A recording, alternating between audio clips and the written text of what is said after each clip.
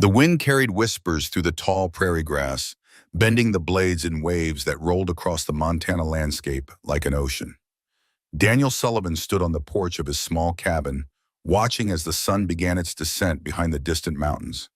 The golden light cast long shadows across his modest ranch, illuminating the weathered fence posts and the small barn where his livestock settled in for the night. At 40, Daniel's face bore the marks of a man who had seen too much. Deep lines etched around his blue eyes, which remained alert even in moments of quiet. His broad shoulders, once squared in a military uniform, now carried the weight of memories he wished he could forget. The crisp autumn air filled his lungs as he took a deep breath, savoring the silence that had become both his comfort and his prison. 8 years had passed since he'd left the battlefields of the Civil War, yet the ghosts followed him to this remote corner of Montana territory. He had chosen this place deliberately, far enough from Willow Creek that he wouldn't have to engage with the townspeople, yet close enough to obtain supplies when necessary. The isolation suited him, or so he told himself. Daniel's gaze swept across his property, mentally checking his evening tasks. The horses were fed, the chickens secured from predators, and the small vegetable garden had been watered. His day followed the same routine that had structured his life since arriving here. Wake at dawn, tend to the animals, work the land, repair what needed fixing, prepare for the changing seasons. Simple tasks that required his hands but allowed his mind to remain quiet. As twilight approached, a familiar restlessness crept into his bones. Nightfall brought dreams he couldn't outrun. Daniel turned toward his cabin door, his hand lingering on the wooden frame. Inside, a locked room held secrets he shared with no one. Memories preserved in journals, medical tools he seldom used anymore, and the weight of his failures. The interior of the cabin was sparse but well kept. A stone fireplace dominated one wall, with a worn leather chair positioned nearby.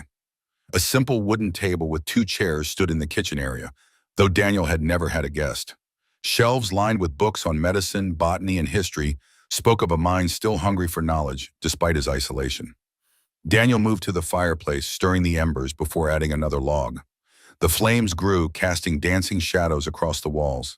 He settled into his chair, a leather-bound journal in his hands. The pages were filled with meticulous drawings of plants and detailed notes on their medicinal properties.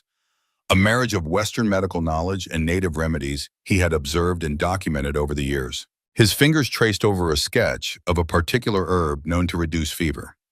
Beside it, his neat handwriting detailed its preparation and usage, alongside the Latin name and the Lakota term he had learned.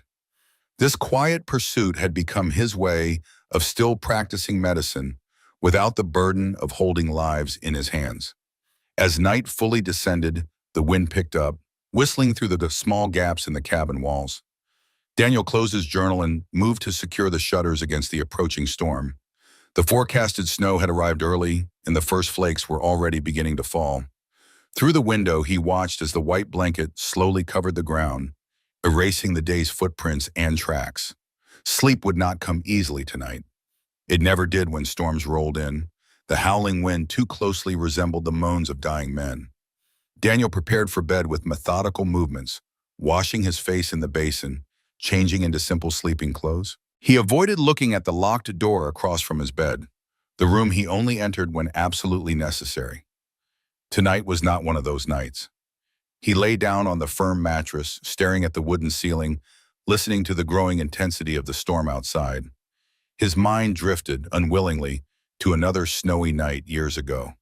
The memories came in flashes: artillery fire, shouted orders, the confusion of white uniforms against white snow, and then the village. The Lakota village they weren't supposed to engage. Daniel's eyes snapped open, his heart pounding. He forced himself to breathe slowly, fighting against the tide of memories. This was why he lived alone. This was why he couldn't practice medicine anymore. The faces of those he couldn't save haunted him more than those he had. The wind suddenly shifted, bringing with it a sound that didn't belong to the storm. Daniel sat up, listening intently. There it was again, not the wind, not an animal, but something else. Something out of place. He rose quickly, pulling on his boots and heavy coat. Grabbing his rifle from beside the door more out of habit than intention, Daniel stepped out into the swirling snow. The cold immediately bit at his exposed skin, the wind driving icy particles against his face. He squinted, trying to see through the white veil that surrounded his cabin. The sound came again, clearer now, a cry, human and pained, coming from the direction of the creek that ran behind his property. Daniel moved cautiously, his boots crunching through the fresh snow. The lantern in his hand cast a weak circle of light that barely penetrated the storm. As he approached the creek, the banks hidden under the growing layer of snow, his light caught a dark shape huddled against a fallen log. At first, he thought it might be a wounded animal, but as he drew closer, the shape resolved into a human form, small, curled inward, and alarmingly still. Daniel quickened his pace, kneeling beside the figure. It was a young woman, her dark hair frosted with snow, her clothing traditional Lakota but inadequate for the bitter cold. Blood had frozen along a tear in her sleeve, and her breathing came in shallow, pained gasps. For a moment, Daniel froze, caught in the grip of a memory so powerful it transported him back to the battlefield. A young boy with similar features, bleeding out in the snow as Daniel frantically worked to save him. Flying Eagle, the boy had been called. Daniel had learned his name too late, whispered by a dying woman who begged him to save her son. He had failed then. The boy had died under his hands, his supplies inadequate, his knowledge of native remedies too limited. Now, staring down at this young woman's face, Daniel stood at another crossroads. To help her meant involving himself in the very conflicts he had retreated from. The tensions between settlers and the Lakota had only worsened over the years. Harboring a native woman could bring trouble from the townspeople, who already regarded him with suspicion. But leaving her meant certain death in the freezing night. The woman's eyes fluttered open for a brief moment, dark and pained, before closing again.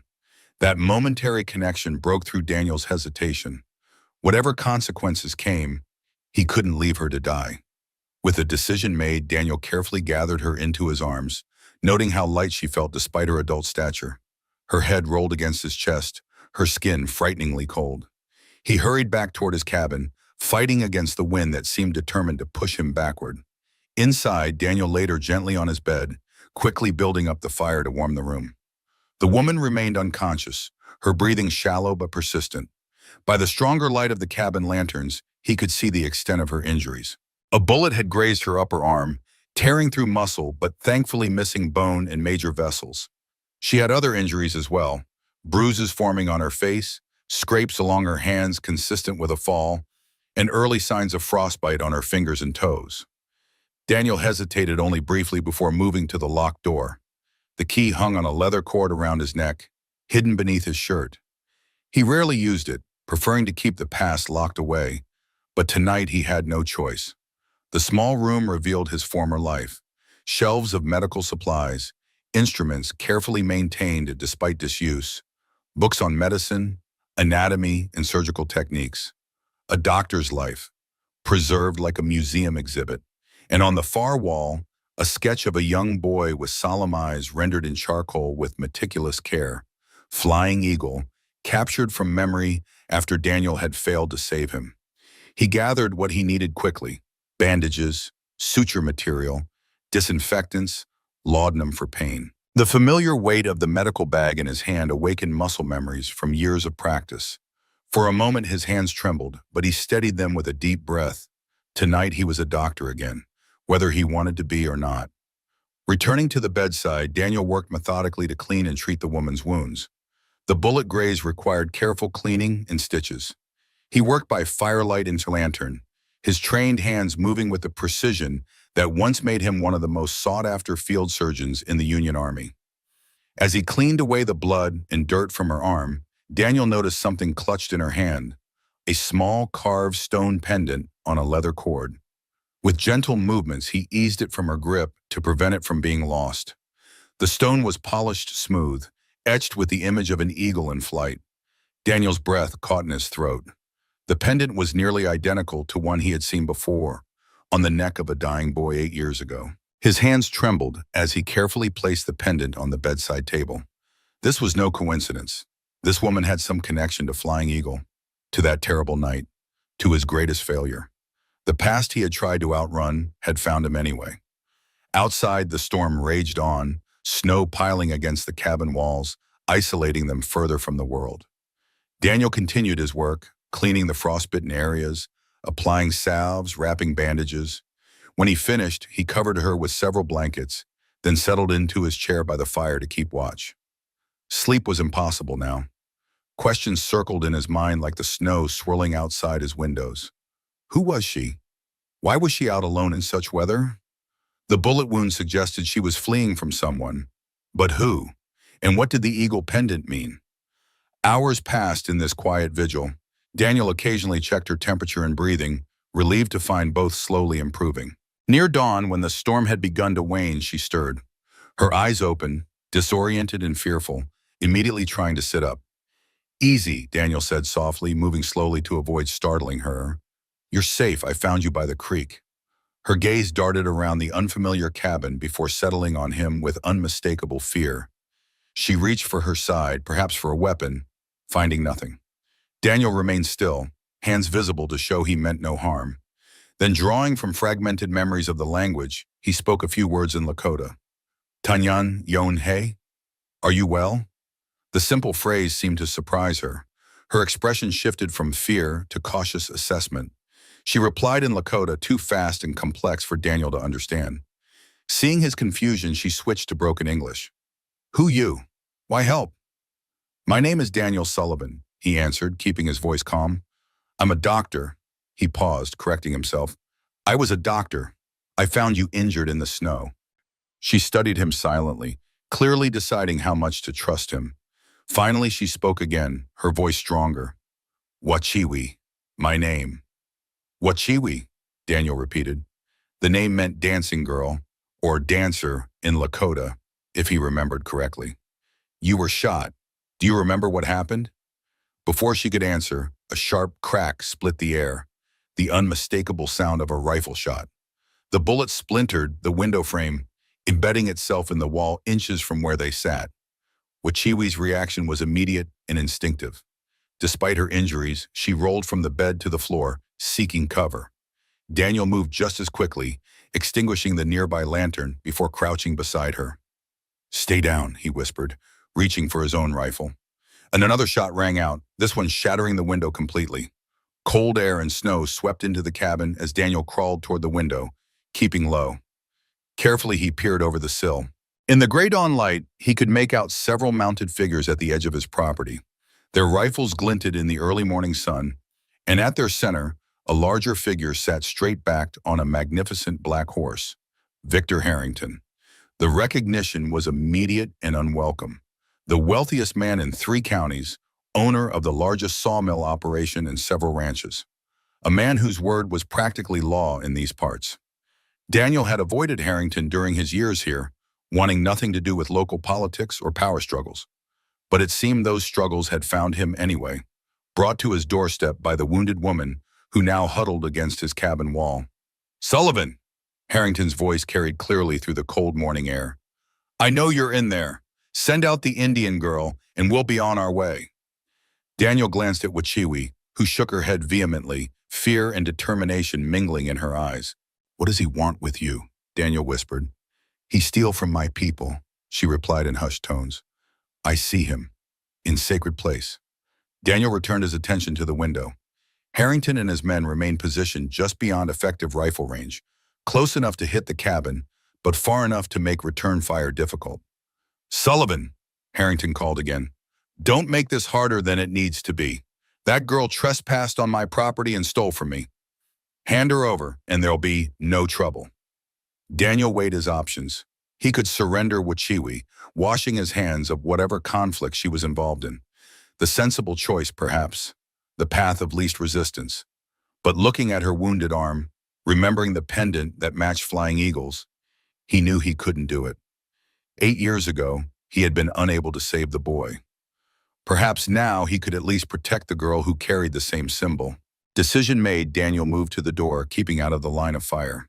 She's injured, Harrington, he called out. I'm treating her wounds. As a doctor, I can't turn out a patient to die. There was a pause, followed by Harrington's cold laugh. Playing doctor again, are you, Sullivan? Thought you'd given that up after the war. Well, doctor or not, that girl is a thief and possibly worse. Hand her over or we'll come in and get her. This is my property, Daniel replied firmly. You have no right to be here, let alone making threats. Rights? Harrington's voice took on a dangerous edge. Let's talk about rights when the territorial marshal arrives. I wonder what he'll say about a white man harboring a Lakota fugitive, especially with tensions as they are. Daniel knew the threat wasn't idle.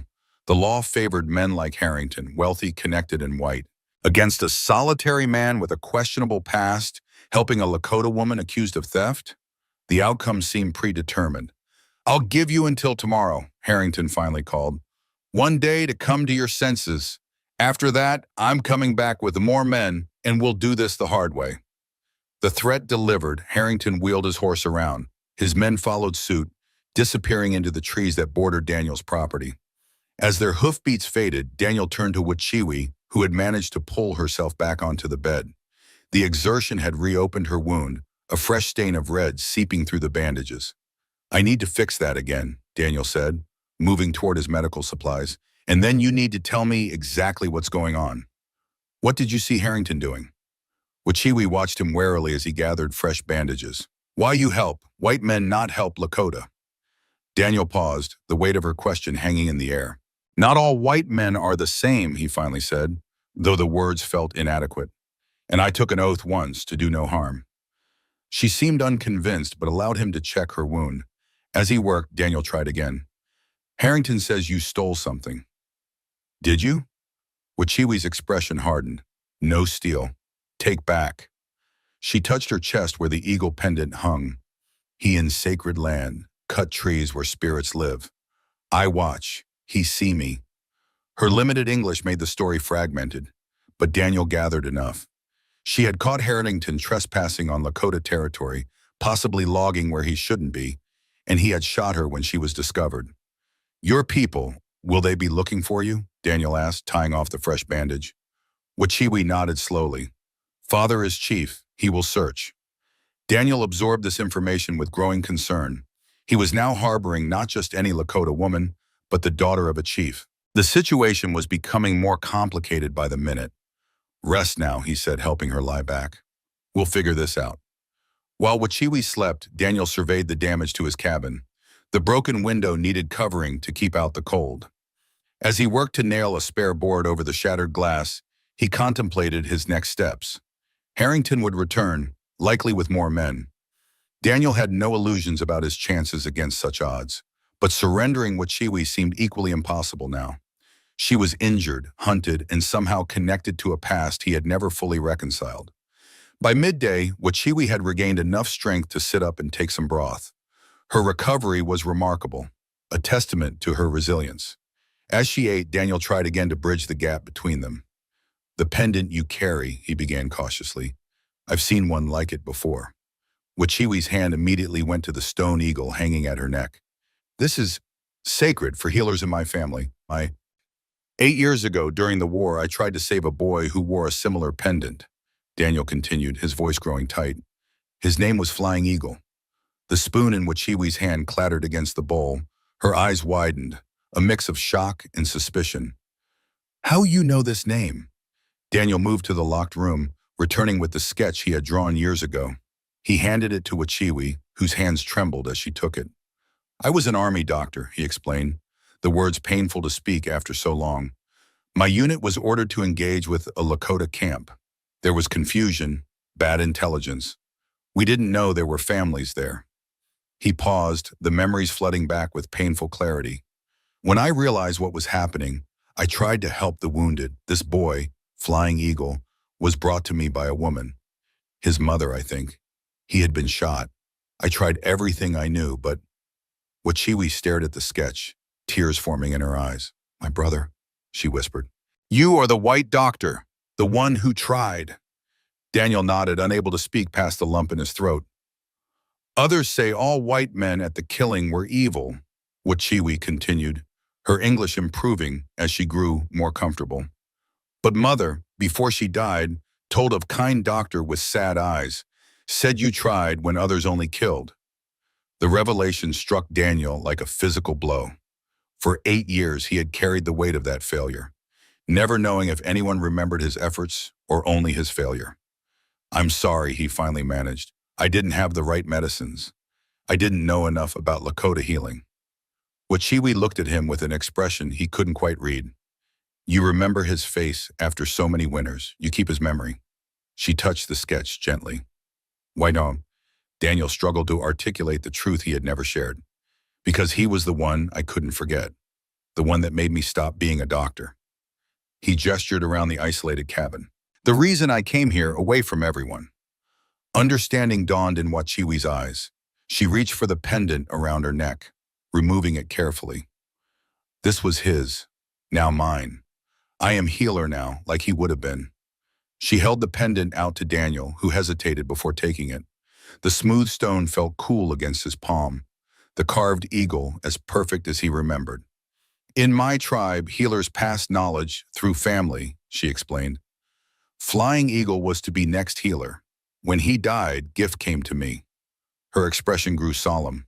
I learned plants, spirits, healing ways, but also learn white man's medicine when traders come.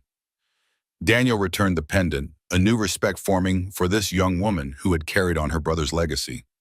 And Harrington, what does he have to do with this? Wachiwi's expression darkened. He cuts trees in sacred healing grounds, land where special plants grow, plants we need for medicine. I follow, watch him, see him take maps, papers that belong to my people. Papers? What kind of papers? Old marks on paper. Show where land belongs to Lakota, made by government men many seasons ago. Daniel understood immediately. A treaty. If Harrington had stolen treaty documents that proved Lakota ownership of certain lands, it would explain both his aggression and Wachiwi's determination. He saw you watching him, Daniel concluded. Wachiwi nodded. Shot at me. I run, but bullet find my arm. Storm come, I get lost. Find your creek before falling. The pieces were coming together. Harrington wasn't just after Wachiwi because she had witnessed his trespassing. He was afraid she could prove it, perhaps expose whatever plans he had for the Lakota lands. Tomorrow, Daniel said thoughtfully, he'll come back with more men. He looked at Wachiwi. Your people, how far is your camp from here? 2 days' ride, she replied, but father will be searching, maybe closer now. Daniel moved to the window, looking out at the snow-covered landscape. The storm had passed, leaving a pristine white blanket across his property. It would be difficult to travel, especially with Wachiwi injured, but staying meant certain confrontation with Harrington. As he considered their options, a movement at the edge of the tree line caught his attention. Daniel tensed, expecting to see Harrington's men returning early. Instead, he watched in growing alarm as multiple figures on horseback emerged from the forest. These weren't Harrington's men. Their appearance, even at a distance, was unmistakable. Lakota warriors, at least 20 of them, forming a loose semicircle around his property. Wachiwi, Daniel called urgently, not taking his eyes from the window. I think your father found you. Wachiwi moved to join him, peering through the glass, her face lit with recognition, then concern. Yes, that is my father Akacheta, in center, but they look ready for war. Daniel understood her worry.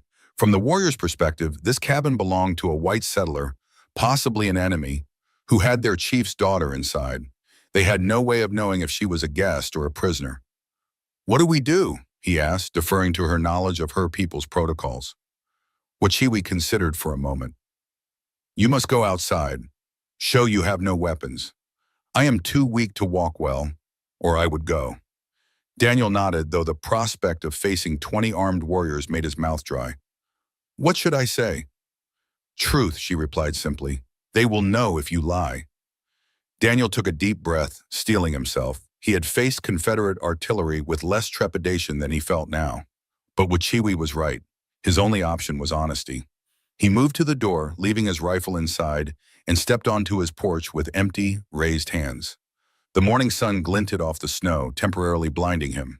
When his vision cleared, he found himself the focus of unwavering attention from every warrior in the semicircle. At the center, mounted on a powerful dappled horse, sat a man who could only be Akacheta. Even from a distance, Daniel could see the resemblance to Wachiwi in his proud bearing and intense gaze. The chief's face was lined with experience, his long hair streaked with gray, yet he sat straight-backed and commanding. For a long, tense moment, no one moved. The only sound was the occasional snort from one of the horses, their breath forming clouds in the cold air. Daniel maintained his position, hands raised, waiting for someone to break the silence. Finally, Akacheta nudged his horse forward, approaching until he was just a few yards from the porch. Up close, Daniel could see the intelligence in the older man's eyes, the careful assessment taking place behind his stoic expression. "I have your daughter," Daniel said clearly, hoping his voice carried the respect he intended. "She was injured. I found her by my creek during the storm and brought her inside to treat her wounds." Akacheta regarded him silently, giving no indication whether he understood English. Daniel was considering how to attempt the same explanation in his limited Lakota when the chief spoke. "You are the one they call Sullivan." It wasn't a question, and the chief's command of English surprised Daniel. "The doctor who does not doctor anymore." Daniel nodded, wondering how Akacheta knew of him. "Yes, Wachiwi is inside. She was shot in the arm, but the wound is clean now. She's recovering." Akacheta's gaze intensified. "And why would a white man help a Lakota girl? Most would leave her to die in the snow." "I'm a doctor," Daniel replied, the words feeling more true than they had in years. "I couldn't leave her to die. Many who call themselves healers stood by while my people died," Akacheta countered. "What makes you different, Daniel Sullivan?" The question struck at the heart of Daniel's existence here, at the choices he had made and the guilt he carried. Before he could formulate a response, the cabin door opened behind him. Wachiwi emerged, leaning heavily on the doorframe, but standing under her own power. "Father," she called in Lakota, then switched to English, perhaps for Daniel's benefit. "This man saved me. He is the one Mother spoke of, the doctor who tried to save Flying Eagle." Akacheta's expression changed subtly, a flicker of surprise crossing his features. He studied Daniel with new intensity, as if seeing him for the first time. "So, you are the healing hands from that dark day." Daniel's confusion must have shown on his face because Akacheta continued. "Before my son died, he spoke of a white doctor with kind eyes who tried to save him when others only brought death. My wife told this story until she joined the ancestors." The revelation struck Daniel deeply. All these years he had carried the memory of his failure, never knowing that in the Lakota camp, his efforts had been remembered differently. "I failed him," Daniel said quietly. "I couldn't save him." "You tried," Akacheta replied simply. "In a world where many white men would not even see my son as human, you tried to heal him. This is what my wife remembered. This is what Wachiwi knows." The tension in the air had shifted, but Daniel remained cautious. Wachiwi was shot by Victor Harrington. She says he was trespassing on Lakota land, cutting trees in a sacred area. Akacheta's face hardened. Harrington believes all land should belong to white men. He ignores the treaties, the boundaries. The chief looked to his daughter. "What did you see, Wachiwi?" She stepped forward, steadier now. "He had men cutting the healing trees, Father, and I saw him take the treaty papers from the old meeting place. He has proof of our claim to that land." A murmur ran through the assembled warriors at this news. Akacheta raised a hand, silencing them. "This is grave news. Without those papers, we cannot prove to the white government that the land is ours by their own law." Daniel was about to respond when a new sound reached them. Hoofbeats approaching from the direction of town. He turned, his heart sinking as he recognized the riders cresting the hill. Victor Harrington had returned early, and he'd brought more men than promised. At least a dozen riders accompanied him, all armed, their expressions grim beneath their hats. The collision of worlds Daniel had feared was now unavoidable. On one side of his small cabin, 20 Lakota warriors led by a determined chief. On the other, Harrington and his men, equally armed and resolute. And in the middle, Daniel and Wachiwi, connected by a past neither had fully reconciled, and a present that grew more dangerous by the moment. Harrington's party drew to a halt as they spotted the Lakota warriors. For a tense moment, both sides assessed each other, hands hovering near weapons, the very air seeming to crackle with potential violence. "Well, well," Harrington called, his voice carrying across the snow-covered yard. "Looks like we've got ourselves a situation here, Sullivan." His gaze moved to Akacheta. "Chief, I believe you're trespassing on white settlement land." "This man helps my daughter," Akacheta replied evenly. "We come in peace to bring her home." Harrington's laugh was cold. "Peace? Is that why you brought 20 warriors to one man's cabin? His attention shifted to Wachiwi, still standing on the porch. That girl was caught stealing from my property. She's a thief and should be handed over to proper authorities. She stole nothing, Akacheta countered. But you, Harrington, you take what is not yours. You cut trees on Lakota land, land protected by treaty. Daniel could see Harrington's jaw tighten, his composure slipping slightly at the mention of the treaty. There's no valid treaty giving Lakota claim to that timberland. It's under my legal claim, filed with the territorial offices. You lie, Wachiwi called out, her voice stronger than Daniel expected. I saw you take papers from Sacred Meeting Place, old treaty papers that prove land is Lakota. A dangerous silence followed her accusation. Harrington's expression darkened, his hand moving deliberately to rest on the rifle in his saddle holster. Careful with your accusations, girl. Treaty or no treaty, that land will be developed. Progress doesn't wait for superstitious beliefs about sacred trees. The tension escalated visibly, warriors shifting on their horses, Harrington's men spreading out slightly into a more defensive formation. Daniel realized with growing alarm that they stood on the precipice of violence that could spark a larger conflict throughout the territory. There's no need for bloodshed here, Daniel said, stepping forward to place himself between the two groups. Wachiwi is still recovering. Let her return to her people. Whatever dispute exists over the land can be settled through proper channels. Stay out of this, Sullivan, Harrington snapped. You're already in deep trouble harboring that girl. Don't make it worse by interfering in territorial business. The life of my daughter is my business, Akacheta stated firmly, and the theft of our treaty papers is a matter for all Lakota. The standoff continued, neither side willing to back down. Daniel could see the calculations happening behind Harrington's eyes, weighing his chances against 20 experienced Lakota warriors, even with his own armed men. Finally, Harrington spoke again. I'll tell you what, Chief. You take your girl and go back to your people. Stay on your side of the creek, and I'll stay on mine. But this isn't over. His gaze hardened as he looked at Wachiwi, and if I catch any of your people on my land again, I won't be so forgiving. Before Akacheta could respond, one of Harrington's men suddenly raised his rifle, aiming directly at the chief. Victor, we can end this now. Take out the chief, and the rest will— No, Daniel shouted, lunging forward. Everything happened in an instant. The rifle discharged with a deafening crack. Daniel felt a searing pain tear through his shoulder as he moved to block the shot aimed at Akacheta. He staggered, falling to one knee in the snow. Chaos erupted. Warriors notched arrows and raised rifles. Harrington's men responded in kind. Shouts filled the air as both sides prepared to unleash violence that would surely spread beyond this small homestead. Stop! Akacheta's voice cut through the tumult with surprising force. He had dismounted and now knelt beside Daniel, who pressed a hand to his bleeding shoulder. This man took a bullet meant for me. No more blood will be shed here today. Harrington, looking genuinely shocked at the turn of events, raised his hand to stay his men. Jenkins, lower that rifle, you fool! I didn't authorize that shot! He glared at the man who had fired, then turned back to the scene before him. The tableau must have been striking. A Lakota chief tending to a wounded white man, while his daughter hurried from the porch to assist despite her own injury. It defied the narratives that men like Harrington depended upon, of savagery and civilization neatly separated. Get Sullivan into the house, Harrington finally ordered, his voice tight with barely controlled anger. This has gone too far. He wheeled his horse around, facing his men. We're leaving. Now. As Harrington's party retreated, Akacheta and two warriors helped Daniel to his feet. The bullet had torn through the flesh of his upper shoulder, painful but not immediately life-threatening. Blood soaked his shirt, bright red against the white snow at his feet. Inside, Wachiwi directed, already moving toward the cabin door.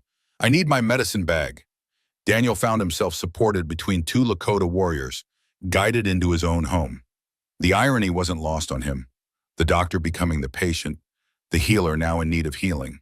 And more striking still, the daughter of Flying Eagle would now tend to his wounds, completing a circle he never imagined would close. As they helped him onto his bed, Daniel caught Akacheta's intense gaze. Why, the chief asked simply. Through the growing pain, Daniel found he had no complex answer to give. Because it was right, he said. Because I failed your son. I couldn't let you die too. Akacheta nodded slowly, a decision forming in his eyes. Then we will not fail you, Daniel Sullivan. My daughter will tend your wound here, and when you can travel, you will come to our camp. There you will heal fully among the Lakota. The gravity of this invitation wasn't lost on Daniel. Few white men were ever welcomed into a Lakota camp, especially in these times of growing conflict. It represented trust he hadn't earned and an opportunity he never expected. As consciousness began to fade, the last thing Daniel saw was Wachiwi preparing herbs and bandages, her movements confident and practiced. The eagle pendant hung at her neck, catching the firelight as she worked. In his fading thoughts, Daniel wondered if perhaps this was why he had survived the war, why he had come to this remote place, why he had kept his medical skills sharp despite his reluctance to use them.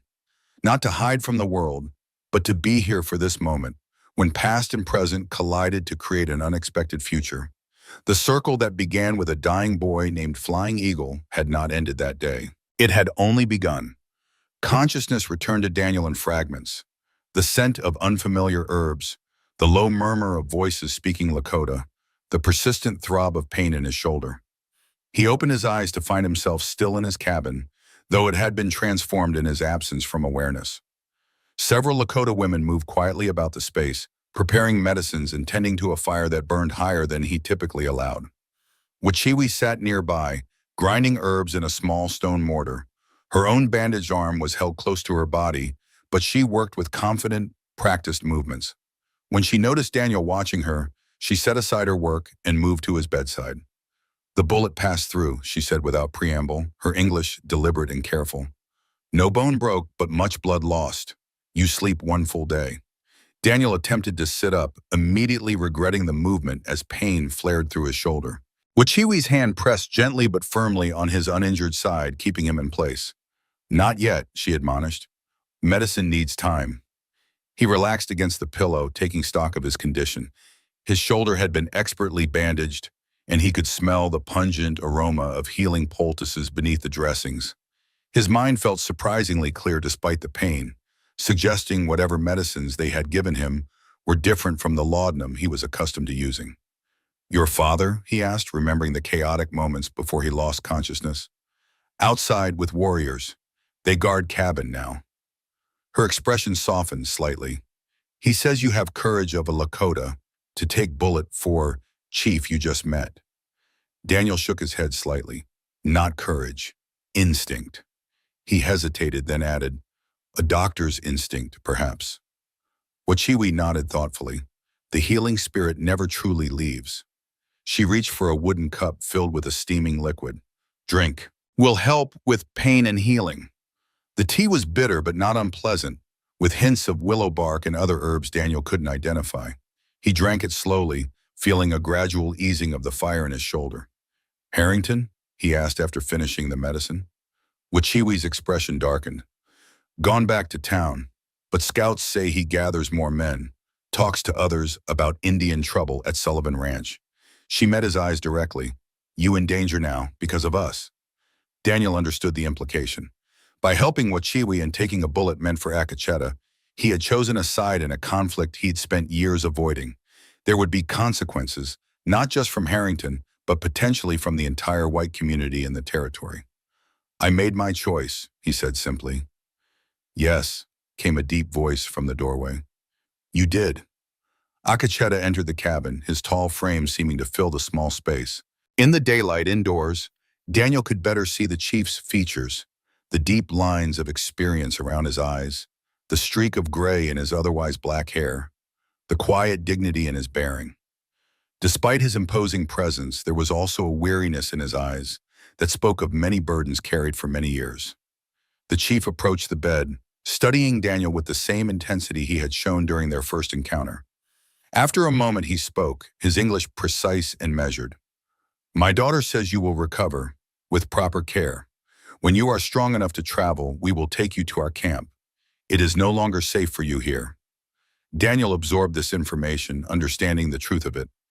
Harrington won't give up easily, he agreed, but leaving means abandoning my home, my land. Land can be reclaimed, Akacheta said with the wisdom of one who had lost and fought for territory repeatedly throughout his life. A life once gone cannot. There was no arguing with such logic. Daniel nodded his acceptance, then asked the question that had been troubling him since Wachiwi first mentioned it. These treaty papers Harrington took, what exactly do they prove? Akacheta exchanged a glance with his daughter before responding. 10 winters ago, government men came to make peace.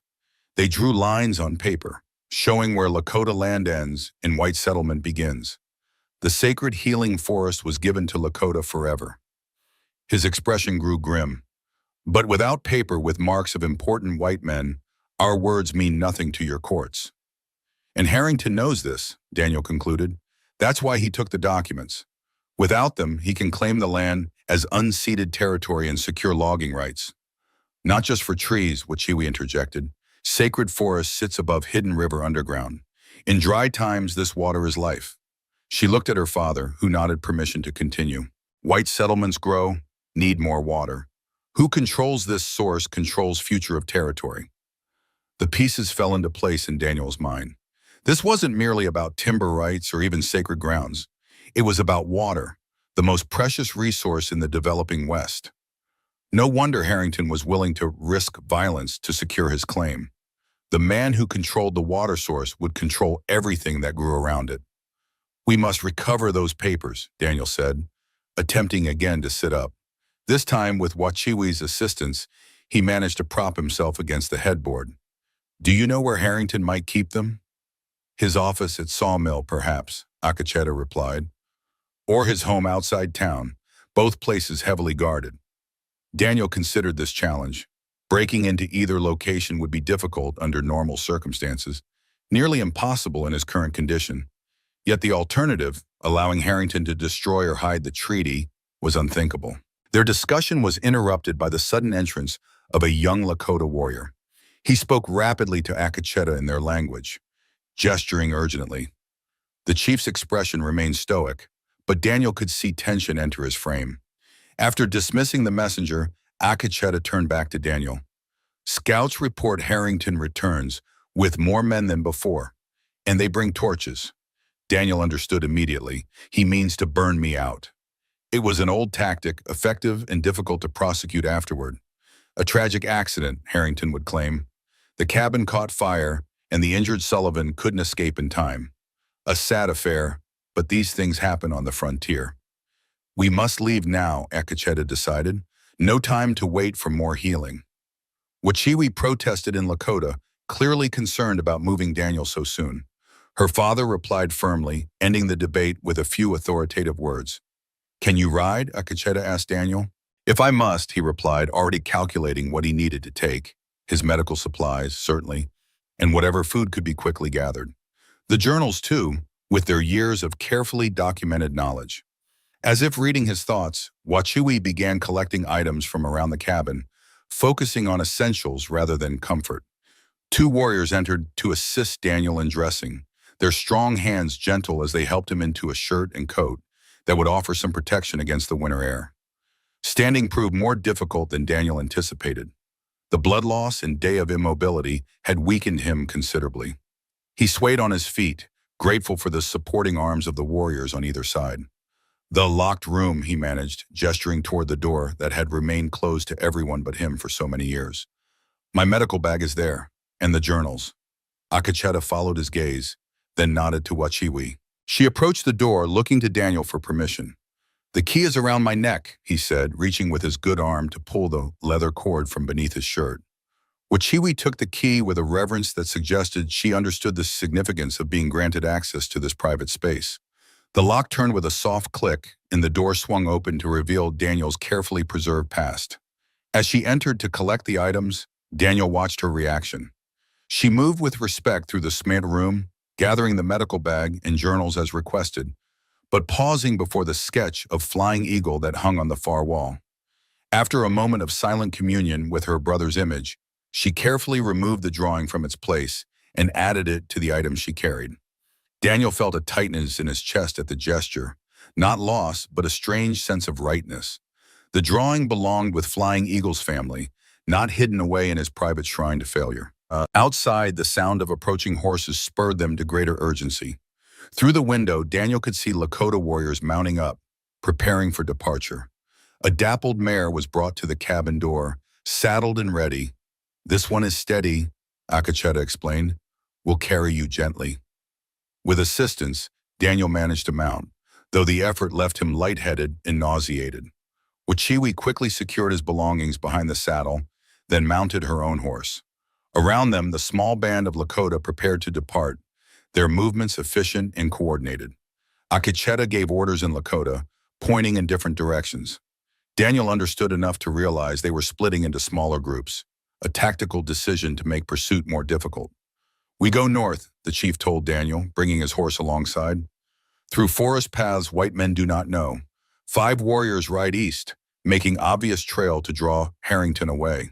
Daniel nodded, impressed by the strategy. "What about my cabin?" A flicker of regret crossed Akacheta's face. "Cannot save it. Harrington will burn whether we stay or go. Better to be far away when he does." The reality of what was happening, that he was abandoning his home of 8 years to flee with a Lakota band, struck Daniel fully. Yet strangely, he felt no hesitation. Perhaps because the cabin had never truly been a home, but merely a hiding place. A self-imposed exile where he had sought to escape the very choices he now embraced. They departed quickly, riding away from the cabin through the northern tree line. Daniel didn't look back. Whatever Harrington did to his property, the most important possessions were with him: his medical knowledge, his journals, and now, unexpectedly, people who needed him. The journey through the forest was difficult. Snow still covered the ground, making travel slow, and Daniel's injuries sapped his strength with each passing hour. The Lakota moved with practiced ease through terrain that seemed unnavigable, following game trails and landmarks invisible to untrained eyes. By midday, Daniel was struggling to remain conscious in the saddle. Wachiwi rode close beside him, occasionally steadying him when he swayed too dangerously. They stopped briefly at a small stream to rest the horses and allow Daniel to drink some of the medicinal tea Wachiwi had prepared in a skin pouch before their departure. "How much farther?" he asked as she helped him drink. "Half day more," she replied, concern evident in her eyes as she assessed his condition. "You are very pale." Daniel managed a weak smile. "I've been through worse." "Yes," she agreed, surprising him. "Living alone with ghosts is worse than physical pain." She touched her own wounded arm. "Bodies heal faster than spirits." The insight struck Daniel deeply. This young woman, despite her youth, possessed a wisdom he had been seeking for years in his solitude. Their rest was cut short by a scout's return. The man spoke rapidly to Akacheta, who listened with growing concern. "Harrington follows," the chief informed Daniel, "not fooled by false trail. Has tracker with him." This was unwelcome news. If Harrington had hired a skilled tracker, their attempt at misdirection would be ineffective. The man would be able to distinguish between the deliberate false trail and the actual path taken by the main group. "We must move faster," Akacheta decided. "Can you continue?" Daniel nodded, though in truth he doubted his ability to maintain a quicker pace. The tea had revived him somewhat, but his strength was waning rapidly. They mounted again, pushing deeper into the forest. The terrain grew more challenging, steeper, with dense underbrush that required careful navigation. Daniel focused entirely on staying conscious and upright, trusting his mare to follow the others without guidance. Time lost meaning in a haze of pain and exhaustion. The forest around them darkened, whether from approaching evening or his fading awareness, Daniel couldn't tell. Voices seemed to come from far away, though Wachiwi rode directly beside him. When his mare suddenly halted, Daniel nearly toppled from the saddle. Strong hands steadied him, easing him to the ground.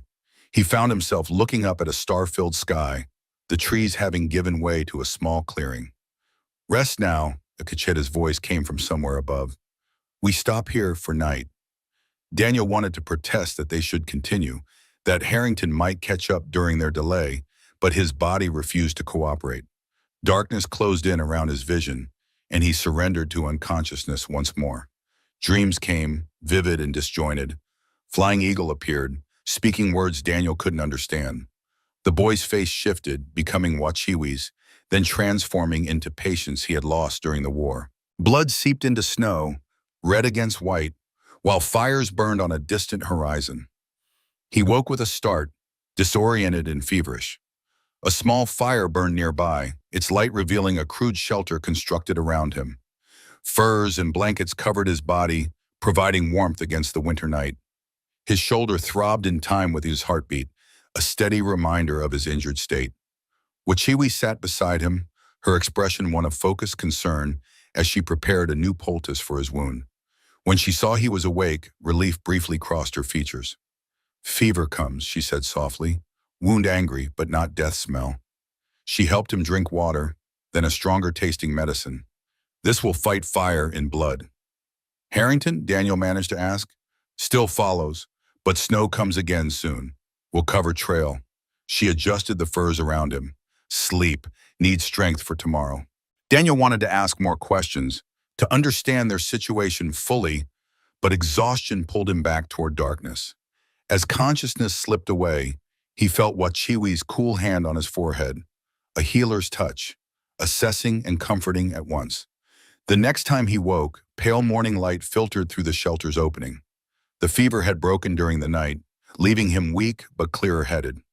Outside, he could hear the sounds of the camp being dismantled, horses being prepared for travel. Akacheta entered the shelter, kneeling beside Daniel. "Storm came in night," he reported. "Good for us, bad for Harrington. But we must still hurry. Can you ride today?" Daniel assessed his condition honestly. The fever's break had left him drained but more lucid. The pain in his shoulder remained intense, but no longer consumed his entire awareness. "Yes," he decided, "I can ride." The chief nodded approvingly. "Good. We reach our camp by sundown." With assistance, Daniel dressed and emerged from the shelter. The world outside was transformed by fresh snow that had fallen during the night. Their small camp nestled in a protected hollow, surrounded by dense pine forest. Warriors moved efficiently around the space, erasing all evidence of their presence. Wachiwi approached, carrying a small bowl of what appeared to be stew. "Eat," she instructed. "Need strength." The food was simple but nourishing. Venison, roots, and herbs combined in a hearty broth. Daniel ate gratefully, feeling strength return with each spoonful. "Thank you," he said when finished, "for everything. Your care, your father's protection." Wachiwi accepted the empty bowl with a nod. "You saved my life, now we save yours." Her expression grew serious. "But danger not over. Even at our camp, Harrington may come, and others who hate Lakota." "I know," Daniel acknowledged. "I've chosen my path now." "Yes," she agreed, studying him with those perceptive eyes that seemed to see beyond his words. "Path chose you long ago when you tried to save my brother. Now Path finally finds you again." Before he could respond to this profound observation, a warrior approached, speaking urgently to Wachiwi and Lakota. Her expression tightened, and she turned back to Daniel. "Riders coming from south. Not Harrington's men. Different." Daniel struggled to his feet, looking toward where several warriors had taken defensive positions at the edge of the hollow. Through the trees, he could make out approaching figures on horseback, 3 riders moving at a careful pace. Akacheta joined them, a rifle held casually but ready in his hands. "Stay back," he instructed Daniel. "Maybe trouble." As the riders drew nearer, however, Daniel recognized the lead figure with surprise. "Wait," he said to Akacheta. "I know her." Margaret Wilson, owner of Willow Creek's general store, rode at the front of the small party. Behind her came her teenage son, Thomas, and an older man Daniel recognized as Jim Hawkins, who ran the livery stable in town. The Lakota warriors maintained their defensive positions as Margaret raised her hands to show she carried no weapons. She spotted Daniel among the group and called out, "Dr. Sullivan, thank God you're alive." Akacheta looked to Daniel questioningly. "Friend?" "Yes," Daniel confirmed, though with some hesitation. He had always maintained a polite but distant relationship with Margaret during his infrequent visits to town for supplies. "Margaret Wilson, she runs the store in Willow Creek." The chief considered this, then signaled his warriors to lower their weapons, though they remained alert. Margaret was permitted to approach, her companions staying with the horses under watchful eyes. "Dr. Sullivan," Margaret said as she reached him, her face lined with worry. "The whole town's in an uproar. Harrington's telling everyone you've been kidnapped by Lakota raiders who burned your ranch. He's formed a rescue party, but it looks more like a war party to me." Daniel's jaw tightened. It was the story he had expected Harrington to concoct, one that would justify violence against the Lakota while positioning himself as the heroic defender of white settlement. As you can see, Daniel replied, gesturing to his bandaged shoulder. I'm injured but hardly kidnapped. Chief Akacheta and his people are helping me. Margaret's gaze moved from Daniel to Akacheta, then to Wachiwi, taking in the situation with shrewd eyes. I figured it was something like that. Harrington's been itching for an excuse to move against the Lakota ever since he filed those suspicious timber claims. She turned back to Daniel. But you need to know, he's convinced Sheriff Mills to deputize a dozen men. They're calling it a rescue mission, but they're armed for war. This news sent a ripple of tension through the gathered Lakota. Akacheta remained outwardly calm, but Daniel could see the calculation happening behind his stoic expression. How did you find us? Daniel asked. Jim's the best tracker in 3 counties, Margaret explained, nodding toward her companion who remained with the horses. Once we figured out which direction you'd gone, he could follow the signs. We've been traveling since yesterday afternoon. Why, Daniel pressed. Why risk yourselves to find me? Margaret's expression softened slightly. Because it isn't right, what Harrington's doing. And because, she hesitated, then continued with quiet conviction. Because more of us remember your kindness than you realize, Doctor. Those medicines that mysteriously appeared when my Thomas had lung fever last winter.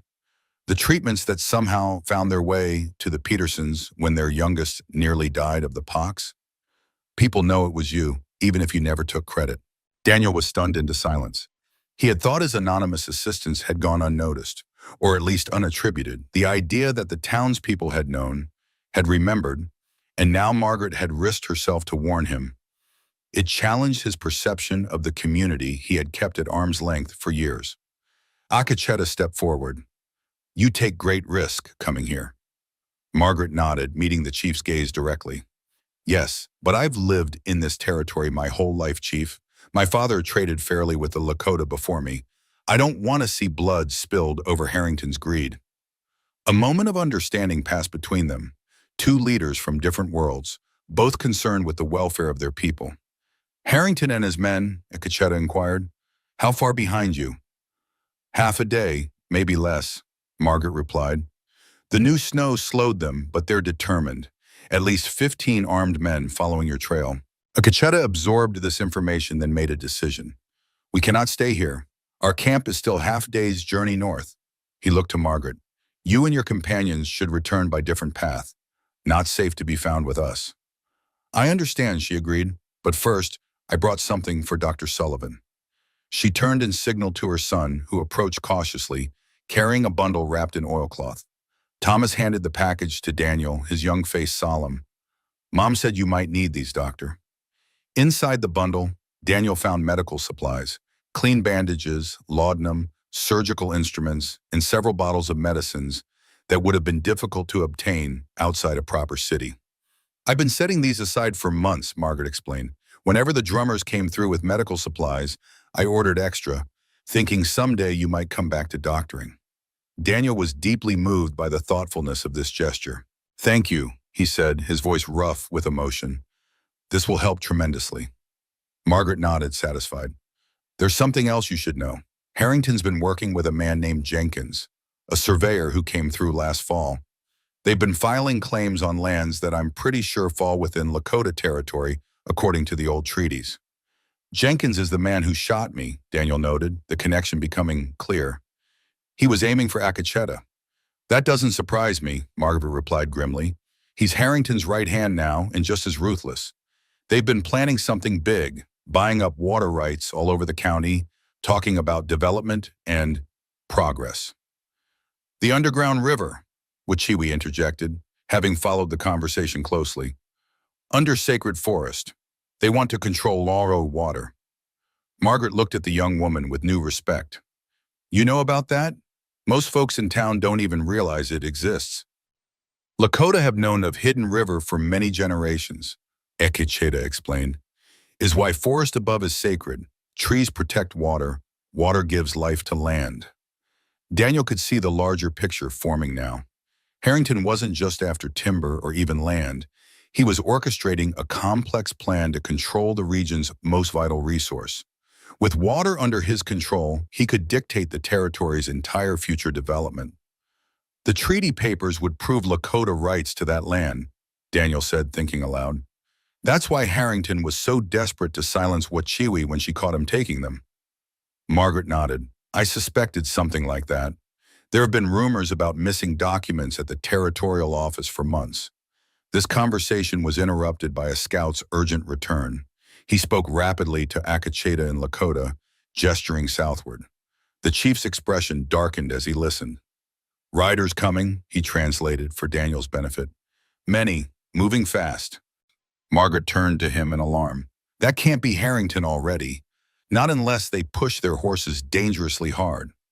Not Harrington, Akacheta confirmed after questioning the scout further. Different men, army uniforms. This news sent a chill through the group. If the army had somehow become involved, the situation had escalated beyond their worst fears. The military would act decisively against what they perceived as hostile Lakota activity, regardless of the truth. We must go, now, Akacheta ordered, his warriors immediately moving to complete the camp's dismantling. No time for slow travel. Daniel turned to Margaret. You should leave immediately, by a different route. It's not safe for you to be found with us. She nodded, already moving toward her horse. We'll head west, then circle back to town. Be careful, Doctor. She hesitated, then added, whatever happens, there are people in Willow Creek who'll stand by you. As Margaret and her companions departed, Daniel found himself assisted onto his mare by two warriors.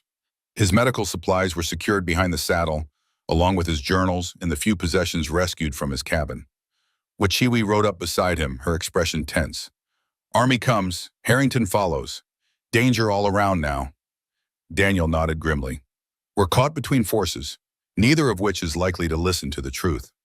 Truth always matters, she replied with surprising conviction, even when few hear it.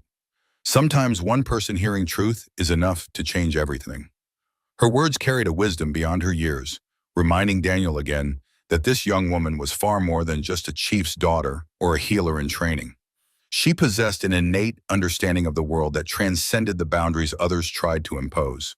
They rode hard through the forest, following paths visible only to the Lakota scouts. Daniel focused entirely on remaining in the saddle, his weakened body protesting the brutal pace. His shoulder wound reopened at some point, blood slowly seeping through the bandages, but there was no time to stop for treatment. The terrain grew increasingly rugged as they traveled northward, eventually beginning a steady climb into the foothills of mountains that marked the northern boundary of the territory. Pine forest gave way to steeper, rocky slopes with sparse vegetation. The air grew noticeably colder as they ascended, the winter wind cutting through clothing with icy fingers. By late afternoon, Daniel was barely conscious, staying upright through sheer determination. Wachiwi rode constantly at his side, occasionally reaching out to steady him when he swayed too dangerously. Behind them, two warriors followed closely, ready to catch him if he fell. Just as Daniel felt he could go no further, Akacheta called a halt. They had reached a high ridge overlooking a sheltered valley below.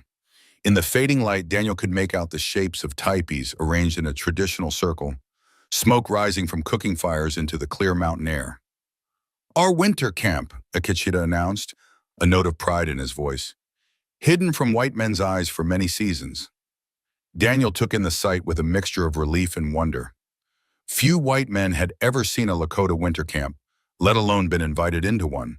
The valley was well chosen, protected from harsh winds by surrounding ridges, with a small stream running through its center, and enough forest nearby for firewood and hunting. As they descended the ridge toward the camp, Daniel noticed the strategic advantage of their position. The single obvious approach, the path they now followed, could be easily defended by just a few warriors. Any large force attempting to reach the camp would be exposed on the ridge, visible for miles and vulnerable to defensive fire. Their arrival created an immediate stir. Women emerged from teepees, children paused in their play, and elders gathered to observe the returning party. The presence of a wounded white man caused visible surprise and concern among the camp's residents. Akacheta raised his hand in reassurance, calling out in Lakota what Daniel assumed was an explanation of the situation. While some faces remained suspicious, the chief's word appeared to be sufficient for most. They rode to a large teepee near the center of the camp. Here, Daniel was carefully helped from his horse, his legs buckling as they touched the ground. Two strong warriors supported him into the dwelling, where a bed of furs had been prepared near a central fire pit. The interior of the teepee was warm and surprisingly spacious. Daniel was gently lowered onto the furs, his body finally surrendering to the exhaustion, pain, and blood loss he had been fighting for hours. As consciousness began to fade, he was aware of Wachiwi directing several women in what appeared to be preparations for healing rituals. The last thing Daniel saw before darkness claimed him was the eagle pendant hanging from Wachiwi's neck, catching the firelight as she moved. In his delirium, it seemed to take flight, transforming into a real eagle that soared above him, its wings spanning the entire sky. Daniel floated in and out of consciousness for what seemed like days. Fever took hold again, stronger than before, bringing with it vivid hallucinations and waking dreams. He relived battlefield surgeries, the death of Flying Eagle, and imagined conversations with people long gone from his life. Throughout this time, he was aware of Wachiwi's presence, her cool hands on his forehead, her voice singing healing songs in Lakota, her careful changing of poultices and bandages. Other faces appeared as well, an elderly man with deeply lined features who examined his wound with knowing hands, women who helped turn him and fed him broth when he was lucid enough to swallow. During one period of clarity, Daniel opened his eyes to find Apache sitting beside him, watching with an unreadable expression. "You fight hard against death," the chief observed, "as you fought for my son." Daniel tried to speak, his throat dry and voice weak. "How long?" "4 days," Akecheta replied. "Fever very strong, wound angry with fire spirits, but Wachiwi and Mahpia fight alongside you."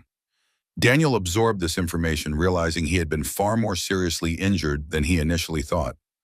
"Harrington, the army?" A shadow crossed Akecheta's face. "Army came to your burned cabin. Found nothing. Now they search, but not find us here." He paused, then added, "Harrington tells many lies. Says Lakota kidnapped you, killed you perhaps, uses fear to turn settlers against my people." The implications were clear. Harrington was manipulating the situation to incite broader conflict, one that would ultimately serve his purposes regarding the disputed land and water rights. "We need those treaty papers," Daniel managed, his strength already waning, only way to stop him. Akecheta nodded gravely. "Yes, but first, you must heal. Then we will find way to reclaim what is ours." As Daniel drifted back toward unconsciousness, a new thought formed in his fevered mind. Margaret Wilson and those in town who remembered his anonymous help. Perhaps they represented an opportunity, a potential alliance that neither Harrington nor the Lakota had considered. The fever broke on the 5th day. Daniel woke to find his mind clear, and his body, while desperately weak, free from the burning heat that had consumed him. Wachiwi was beside him, her own fatigue evident in the dark circles beneath her eyes. She had clearly spent many sleepless nights attending to his care. "Welcome back to the living," she said softly, offering him water from a wooden cup. "Thought you might join ancestors for a while." Daniel drank gratefully, the cool water soothing his parched throat. "Thank you," he said when finished, "for not giving up on me." A small smile touched her lips. "Healers never give up. You taught me that." "Me?" Daniel asked, confused. "When you tried to save Flying Eagle," she explained. "Mother said you worked even when others said was hopeless. Said you cried when he died." Her voice grew softer. "No white man ever cried for Lakota before." The memory was painful but clarifying. Daniel had indeed refused to stop trying to save the boy, working frantically even as more experienced Army surgeons declared the case hopeless. And yes, he had wept, not just for Flying Eagle, but for all the senseless death he had witnessed, for the failure of his skills and medicines when they were most desperately needed. "I didn't know anyone saw that," he admitted. "Mother saw, told me many times as I learned healing ways." Wachiwi adjusted the furs around him, said to remember, "Good heart makes better medicine than skilled hands alone." The idea that his actions that terrible day had somehow influenced this young woman's development as a healer was profoundly moving. Perhaps his failure hadn't been complete after all.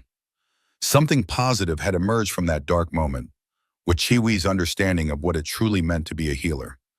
Over the next few days, Daniel's strength gradually returned. He began taking short walks around the interior of the teepee, then eventually outside, supported by Wachiwi, or one of the warriors assigned to assist him. The Lakota camp slowly became familiar. The circular arrangement of dwellings, the central council fire, the areas designated for different activities. Many in the camp remained wary of him, which Daniel understood completely. But others, particularly the older members who remembered earlier, more peaceful times with white traders, showed cautious acceptance. Children, naturally curious, would often follow at a distance, whispering and giggling among themselves when he noticed them. Daniel spent much of his time with Mapia, the elderly medicine man who had helped treat him during his fever. Despite the language barrier, they developed a system of communication through demonstration and the few Lakota words Daniel knew. Together, they examined various medicinal plants, comparing preparation techniques and applications. This exchange of knowledge benefited both men. Mapia learned about surgical techniques and anatomical details previously unknown to him, while Daniel gained invaluable insights into herbal remedies that achieved results he had never seen with conventional Western medicines. One evening, as Daniel sat outside watching the sunset over the mountains, Wachiwi joined him carrying a small bundle wrapped in soft leather. "For you," she said, offering him the package. "From my father." Inside, Daniel found an intricately carved pipe and a small pound of tobacco, a significant gift in Lakota culture, symbolizing respect and acceptance. "I'm honored," he said sincerely. "But why now?" "Council meeting tonight," Wachiwi explained. "Father asked you to join. First white man ever invited." She regarded him seriously. "Important decisions must be made. About Harrington, about treaty papers, about future." Daniel understood the gravity of this invitation. To be included in a tribal council meeting was an extraordinary gesture of trust, particularly given the current tensions. "I'll be there," he promised, carefully rewrapping the pipe. "And please, thank your father for this gift." As the sun disappeared behind the western mountains, casting long shadows across the valley, Daniel found himself contemplating the strange journey that had brought him to this place. From a battlefield surgeon to a reclusive homesteader to a guest in a Lakota winter camp, his life had taken turns he could never have anticipated. Yet for the first time in years, he felt a sense of purpose returning. The locked room of his cabin, with its preserved relics of his former life, no longer seemed the shrine to failure he had made it. Instead, it represented a path interrupted, one that might now continue in an entirely new direction. The council fire was lit as darkness fell, its flames reaching toward a sky brilliant with stars. Daniel approached the gathering with Wachiwi at his side, aware of the significance of each step he took. Around the fire sat Apache and the other leaders of the band, elders whose wisdom guided the community and warrior chiefs who protected it. As he joined their circle, accepting the place indicated for him, Daniel Sullivan realized he stood at another crossroads, one that would not only determine his own fate, but potentially the future of two peoples whose lives had become unexpectedly intertwined. The doctor who had once fled from responsibility now embraced it fully, ready to help heal wounds far deeper than those of flesh and bone. The council fire cast dancing shadows across the faces gathered in solemn circle. Daniel sat between Wachiwi and an elderly warrior, acutely aware of the unprecedented nature of his presence. As a white man invited to a Lakota council, he was both witness and participant in a historic moment, one that reflected the extraordinary circumstances that had brought them together. Apache opened the proceedings with a ritual offering of tobacco to the four directions, his deep voice rising and falling in prayer. Though Daniel couldn't understand the words, their reverent cadence conveyed the gravity of the gathering. When the chief finally settled back into his place, he surprised Daniel by speaking in English. "I speak the white man's tongue tonight," Apache announced, "so our guest may fully understand. These matters concern us all." Several of the elders nodded approval, while others seemed less comfortable with the concession. Daniel inclined his head in appreciation of the gesture. "Three problems face us now," Apache continued, holding up fingers to enumerate them. "First, Harrington seeks our sacred forest and the water beneath. Second, he has stolen treaty papers that prove our rightful claim to this land. Third, he turns other white settlers against us with lies about Sullivan's kidnapping and our intentions." Mapia, the medicine man who had helped treat Daniel, spoke next. Despite his advanced age, his voice carried strength and conviction. The water under Sacred Forest is life itself, not just for Lakota, but for all who live in these lands. If Harrington controls this, he controls future of territory. An older warrior with a deeply lined face and a single feather in his hair leaned forward. Why not simply kill Harrington? One man dies. Problem ends. Several others murmured agreement, but Akacheta raised his hand for silence. Killing Harrington would bring army against us with full force. Many would die, Lakota and innocent whites alike, and another Harrington would simply take his place. The chief's gaze moved to Daniel. Sullivan, you know white man's laws and ways. What path do you see? All eyes turned to him, some curious, others skeptical. Daniel took a moment to collect his thoughts, understanding the importance of his response. The treaty papers are key, he began carefully. With them, you can prove legal claim to the forest and water through white man's own system, without violence. But papers are with Harrington, countered another warrior, in his fortress house or guarded office, impossible to reach. Daniel nodded acknowledgement of the challenge. Not impossible, but difficult. However, I believe there may be allies in Willow Creek who could help. Margaret Wilson and others who distrust Harrington's methods. This suggestion created a stir among the council members. The idea of white settlers willingly helping Lakota was foreign to many of their experiences. Yet Akacheta seemed to consider it seriously. Margaret Wilson showed courage coming to warn us, he conceded. Perhaps others in town share her spirit. Wachiwi, who had remained silent until now, spoke with quiet intensity. We need white allies.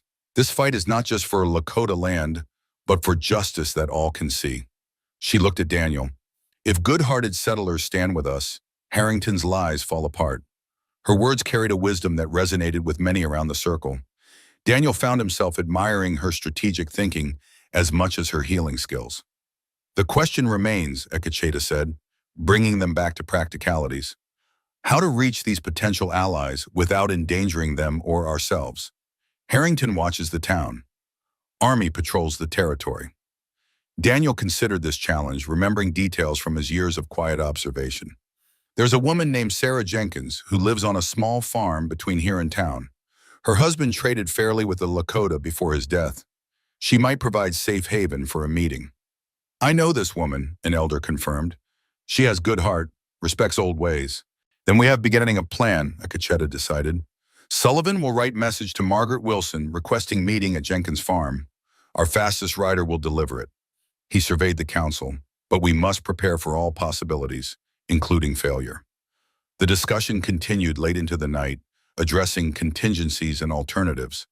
Throughout, Daniel was struck by the methodical wisdom of the council, their careful consideration of options, their strategic foresight, and their unwillingness to rush into action without thorough planning. It contradicted every stereotype of impulsive savages that white society perpetuated. By the time the council concluded, a clear course had been mapped out. Daniel would write to Margaret, requesting a clandestine meeting at the Jenkins farm 3 days hence. A small party including Daniel, Wachiwi, Akacheta, and 3 warriors would make the journey. Meanwhile, the camp would prepare for possible relocation if their position was compromised. As the council dispersed, Akacheta motioned for Daniel to remain. When they were relatively alone, the chief studied him with penetrating intensity. You speak well in council, he observed, with respect and wisdom. I spoke what I believe is true, Daniel replied simply. Akacheta nodded slowly. Many white men learn our language to trade. Few learn to listen. He placed a hand briefly on Daniel's uninjured shoulder. You listen well, Sullivan. This is rare gift. Coming from the reserve chief, this was extraordinary praise. Daniel accepted it with humble gratitude, understanding the trust it represented. There is something else you should know, Akacheta continued, his voice lowering. If we fail, if Harrington succeeds in turning army and settlers against us, our people face destruction. Not just this band, but Lakota way of life. The weight of this statement hung heavy in the night air. Daniel had witnessed enough frontier conflicts to know the chief wasn't exaggerating, and when native tribes lost access to sacred sites and vital resources like water, cultural collapse often followed. even without direct violence. I understand, Daniel said solemnly. I'll do everything in my power to prevent that. I believe you will, Akacheta replied. Now rest. Journey ahead requires strength. Daniel returned to the teepee he shared with several warriors, his mind full of the council's discussions. His shoulder ached from the day's activities, but the pain seemed distant compared to the responsibilities he now carried. As he settled onto his fur pallet, he found himself mentally composing the letter to Margaret, words that might bridge worlds and prevent bloodshed. Sleep came eventually, bringing dreams of flowing water and ancient forests, of boundaries both visible and invisible, of hands reaching across divides. In the dream, Flying Eagle appeared, no longer dying but vibrant and whole, pointing toward a path that wound between two worlds. Dawn broke clear and cold over the Lakota camp. Daniel woke to find Wachiwi already preparing healing herbs by the fire, her movements precise and practiced. She looked up as he stirred, offering a simple wooden cup of steaming tea. For strength, she explained. Long day ahead. Daniel accepted gratefully, noting the bitter but invigorating taste. Your medicine has served me well, he acknowledged. My shoulder improves daily. Good medicine comes from both our ways, she replied, gesturing to where his medical bag sat alongside her own healing pouch. Together, stronger than alone. Her observation encapsulated much about their unlikely alliance, different traditions finding common purpose, complementary strengths addressing shared challenges. It seemed a metaphor for the larger cooperation they now sought with the townspeople of Willow Creek. After breakfast, Daniel set to writing the crucial letter. Wachiwi had procured paper and pencil from the camp's modest collection of trade goods. He chose his words with extreme care, aware that if intercepted, the message could endanger everyone involved. Margaret, contrary to rumors, I am well and free among friends. Matters of grave importance affecting all who call this territory home must be discussed. Please come to Sarah Jenkins' farm at noon on Wednesday. Bring only those you trust implicitly. Lives depend on discretion. With respect and urgency, DS. Simple, direct, and deliberately vague about details. Margaret would understand the significance without needing explicit explanations that might compromise security. A young warrior named Swift Horse was selected as messenger, chosen for his speed and knowledge of hidden trails to Willow Creek. Daniel watched as Akacheta gave him detailed instructions, emphasizing the importance of delivering the letter directly to Margaret without being seen by Harrington's men. Swift Horse departed immediately, disappearing into the forest with the quiet efficiency that characterized Lakota movement through wilderness. Now began the tense period of waiting, for his safe return, for Margaret's response, for the chance to set their plan in motion. Daniel used this time to continue regaining strength. Though still far from fully recovered, he could now walk unassisted around the camp, his body gradually remembering its former capabilities. Wachiwi accompanied him on these walks, both to monitor his condition and to facilitate interactions with camp residents who remained curious about their unusual visitor. Children proved the quickest to overcome reservations. Their natural curiosity soon had them following Daniel, initially at a distance, then progressively closer as they realized he posed no threat.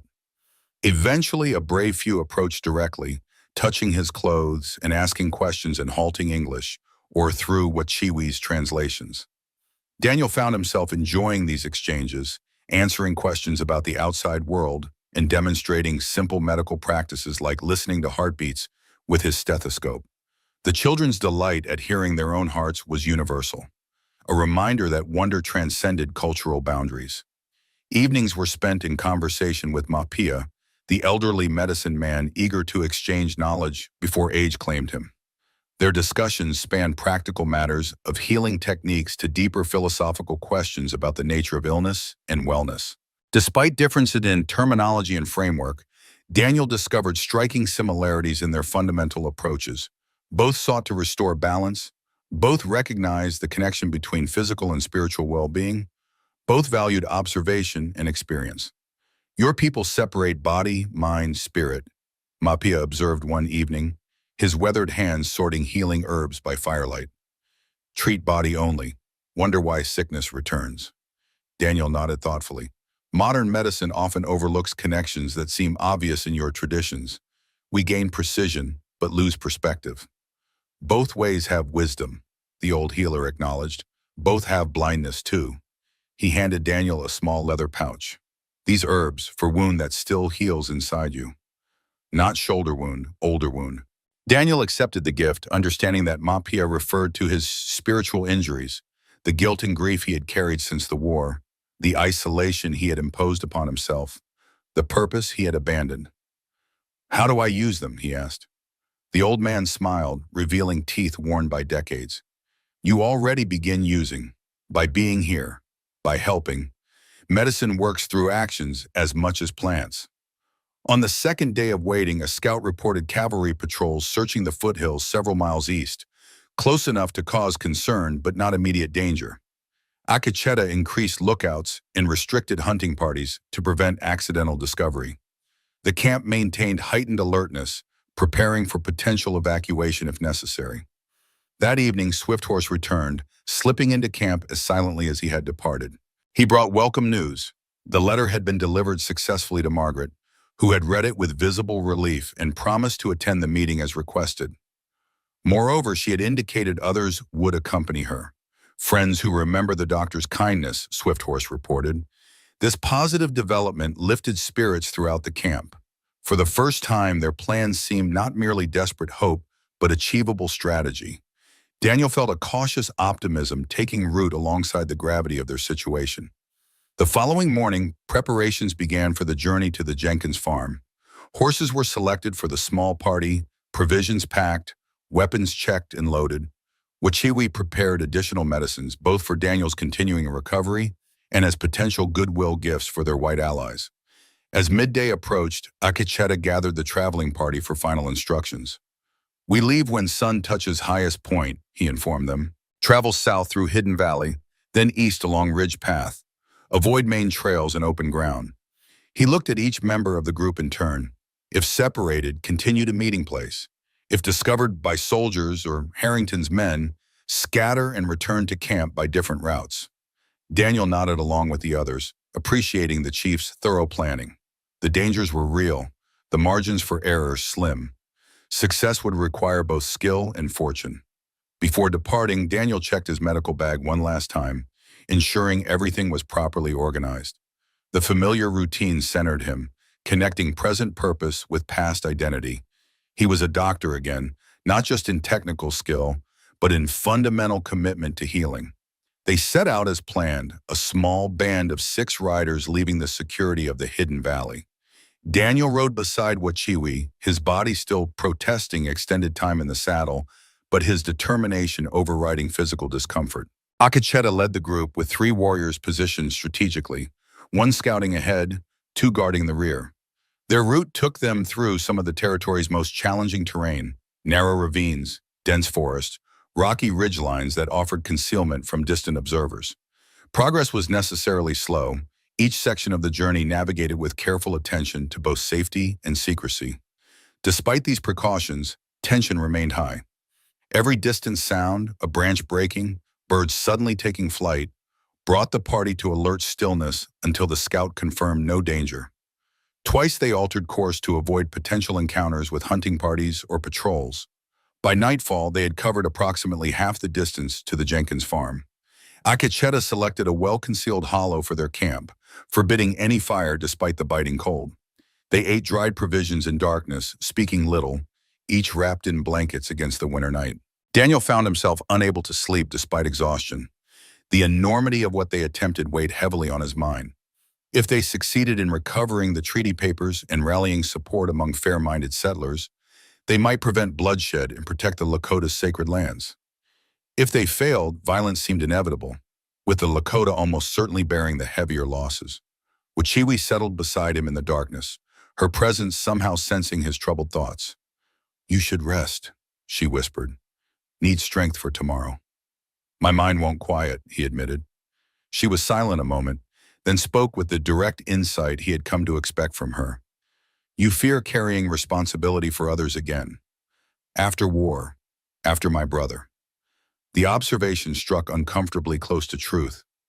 Daniel had indeed retreated from responsibility after witnessing too many deaths he couldn't prevent. His isolated homestead had been a refuge from precisely the kind of high-stakes decisions he now faced. Yes, he acknowledged. I've spent years avoiding the situations where others depend on my judgment. Yet here you are, she noted. Perhaps path always led here. Perhaps this is healing you needed.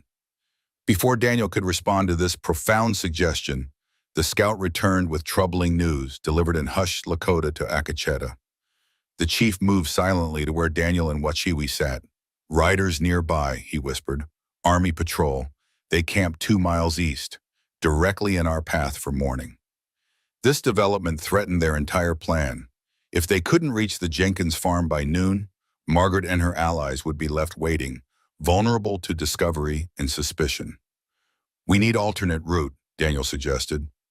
Akacheta nodded grimly. Only other way crosses open valley. Very exposed. Dangerous in daylight. If we travel through valley before dawn, which we proposed. Cross in darkness, reach forest beyond before sunrise. The chief considered this option, weighing calculated risks against their crucial timetable. Possible, he finally agreed, but we must leave soon. No more rest tonight. Within minutes, the small party had mounted again, their meager camp erased of all evidence. They rode in absolute silence, guided only by starlight and Akachita's intimate knowledge of the land. Daniel fought fatigue, focusing entirely on staying alert and keeping pace. The valley crossing proved as nerve-wracking as anticipated. Even in darkness, the open ground left them feeling dangerously exposed. Every shadow seemed a potential threat, every sound a warning. They maintained formation, close enough for security, far enough apart to minimize silhouettes against the night sky. Dawn found them safely reaching the forest on the valley's far side, the rising sun illuminating their final approach to the Jenkins farm. They arrived an hour before the scheduled meeting time, approaching cautiously from the northern woodland rather than the main road. Sarah Jenkins' modest farmhouse stood in a small clearing, smoke rising from its chimney against the winter sky. A barn and several outbuildings completed the homestead, with fields lying dormant under snow beyond. No unusual activity was visible, a promising sign that their rendezvous remained secure. Akacheta signaled for the party to remain concealed at the forest edge while he and Daniel approached the house. This compromise balanced caution with necessity. They needed to establish contact, but couldn't risk the entire group without confirming the situation. Daniel straightened his clothing as best he could, aware of how his appearance had changed during his time with the Lakota. His beard had grown wilder, his clothes showed signs of hard travel, and he wore a Lakota-style fur wrap against the cold. Still, he hoped Sarah Jenkins would recognize him from his occasional visits to her farm over the years. They approached openly, making no attempt at stealth now. Akacheta walked with dignified confidence beside Daniel, his bearing that of a diplomatic equal rather than a suppliant. Before they reached the front door, it opened to reveal Sarah Jenkins herself, a sturdy woman in her 50s with graying hair pulled into a practical bun. She showed no surprise at their arrival, suggesting she had been watching for them. "Sullivan," she greeted with a nod. "And Chief Akacheta, I presume. Margaret said you'd be coming." Her gaze moved between them, assessing but not unfriendly. "Better come inside quick. These days you never know who might be watching." The farmhouse kitchen was warm and fragrant with baking bread. Sarah gestured them toward a rough-hewn table as she moved to the window, scanning the surrounding area before drawing curtains closed. "Margaret and the others will be here soon," she informed them, coming separate ways to avoid notice. She turned to face them fully, her expression direct. "Meanwhile, you can tell me what's so important it has a doctor riding with Lakota in times like these." Daniel appreciated her forthright manner. "It concerns all of us who live in this territory, Mrs. Jenkins. Harrington is manipulating events to seize control of crucial resources, particularly the underground river beneath the Lakota sacred forest." Sarah's eyes narrowed with recognition. "The aquifer. My husband spoke of it years ago, said it was the real treasure of these parts, worth more than any gold strike." She glanced at Akacheta. "Your people have always protected that land." "For many generations," the chief had confirmed. "Water gives life to all, must be shared, not owned by one man." Daniel explained further, detailing Harrington's theft of the treaty documents, his deliberate provocation of tensions between settlers and Lakota, and his apparent collusion with territorial officials to redraw legal boundaries. Sarah listened intently, occasionally nodding as pieces connected. When Daniel finished, she spoke with grim certainty. Doesn't surprise me a bit. Harrington's been buying up water rights all over the county, pressuring small ranchers to sell. Those who refuse find their access mysteriously blocked or diverted. She shook her head disgustedly. Man thinks he can own what the Creator meant for all. A series of distinct knocks interrupted their conversation. Sarah moved quickly to the door, opening it after a cautious check through a small window.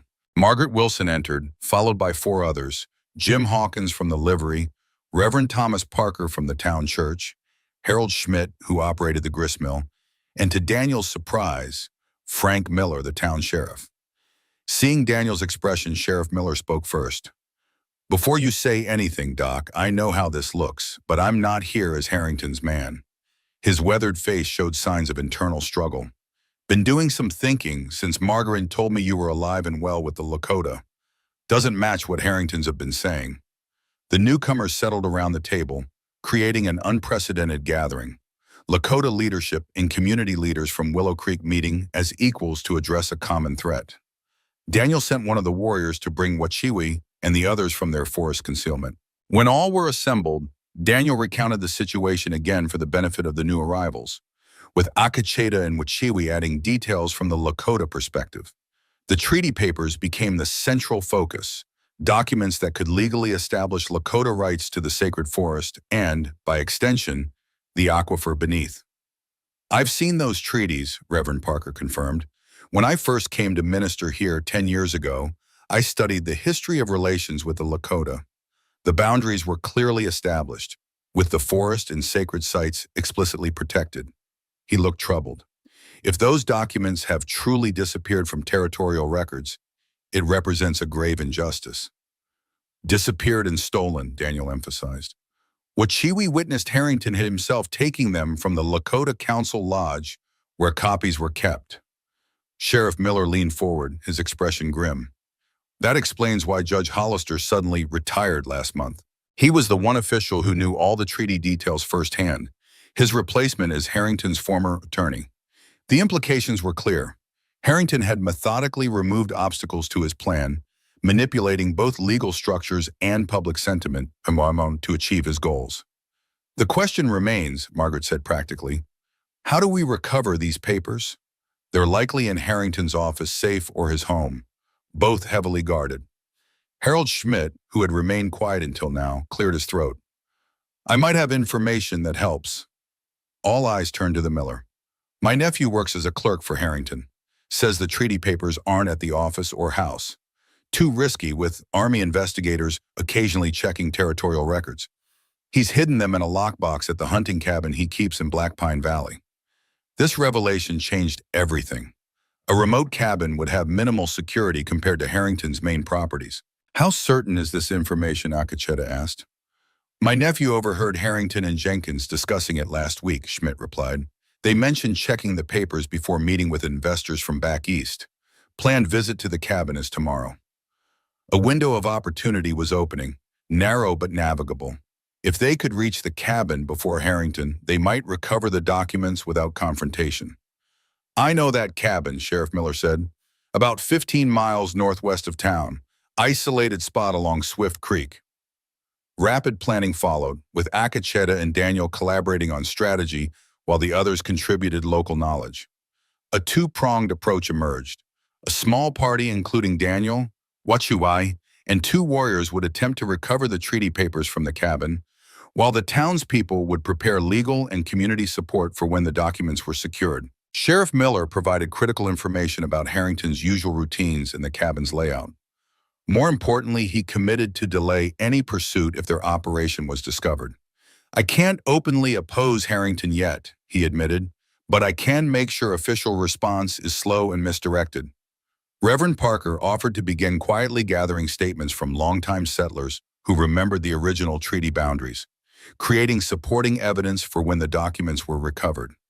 Margaret and Sarah would collect supplies and establish a communication network among trusted townspeople. By mid-afternoon, a comprehensive plan had taken shape.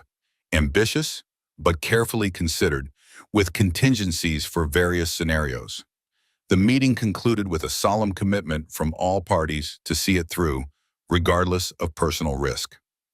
As the townspeople prepared to depart, staggered to avoid drawing attention, Reverend Parker approached Daniel privately. "When I came to this territory, I believed I would be bringing civilization to wilderness," he confessed.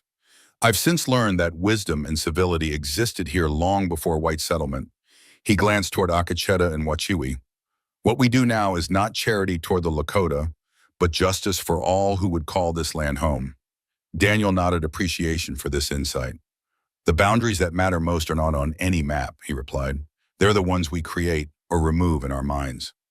After the townspeople had gone, Daniel and the Lakota party remained at the Jenkins farm, preparing for their mission to Harrington's cabin. Sarah insisted they rest properly, providing food and shelter for the night ahead.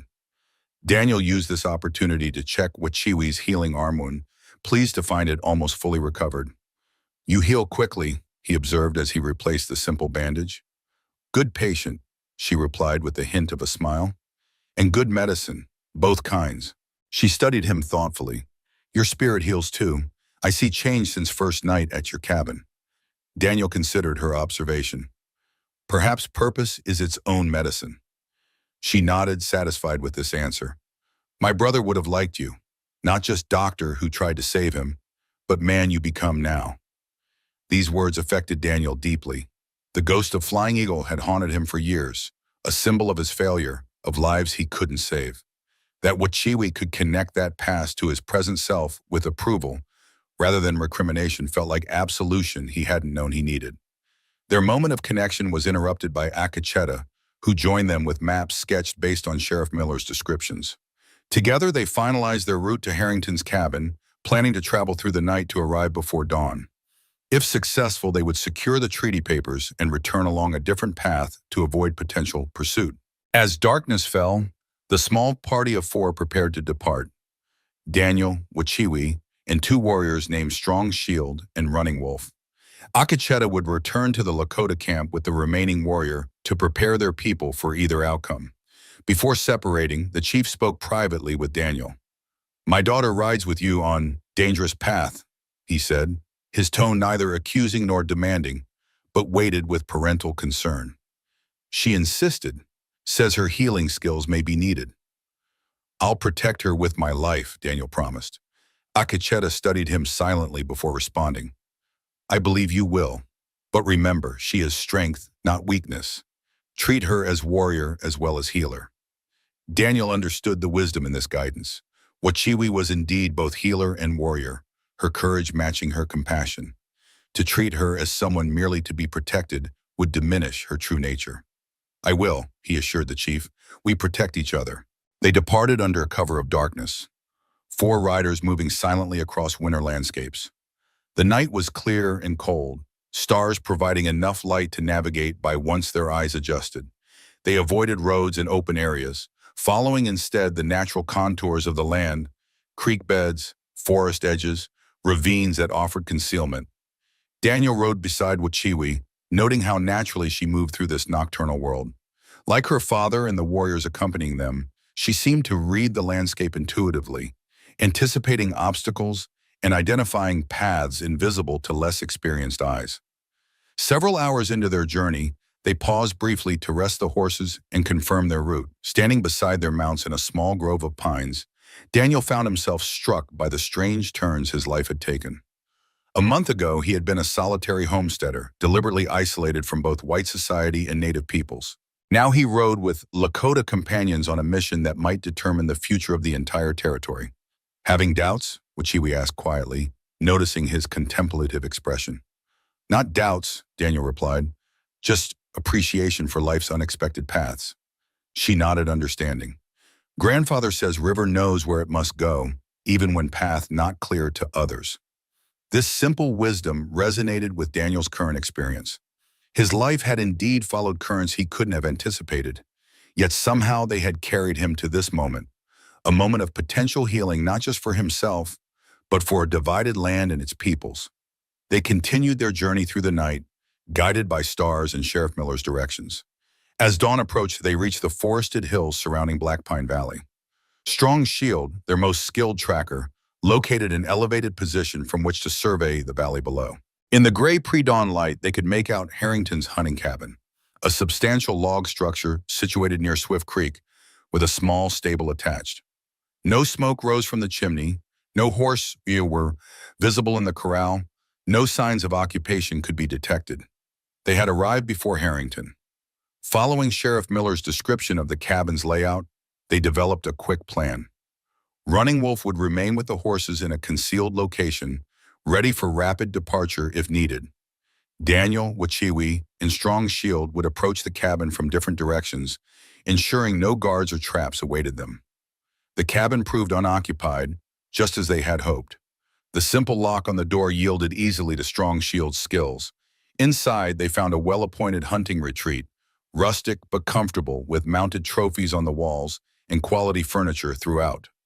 The lockbox, Daniel reminded them, scanning the main room. Schmidt said it would be hidden. They searched methodically, checking beneath floorboards, behind furniture, inside the stone fireplace. Wachiwi discovered it finally, a metal box concealed in a compartment built into the heavy dining table. The lock was more substantial than the doors, requiring careful manipulation by Strong Shield. When the box finally opened, they found not only the treaty documents, yellowed but legible, with clear government seals and signatures, but also maps of the aquifer's suspected extent, geological surveys, and correspondence between Harrington and Eastern investors discussing securing exclusive water rights to ensure development control. The evidence was more comprehensive than they had dared hope. It documented not just Lakota legal claims to the sacred forest, but Harrington's deliberate conspiracy to undermine those rights for personal profit. As Strong's Shield carefully packed these precious documents into a waterproof pouch, Daniel noticed Wachiwi standing motionless by the window, her posture suddenly alert. "Riders coming," she said quietly but urgently. "Many, from south." Daniel joined her, his heart sinking as he spotted the approaching party, at least 6 men on horseback, moving at a determined pace directly toward the cabin.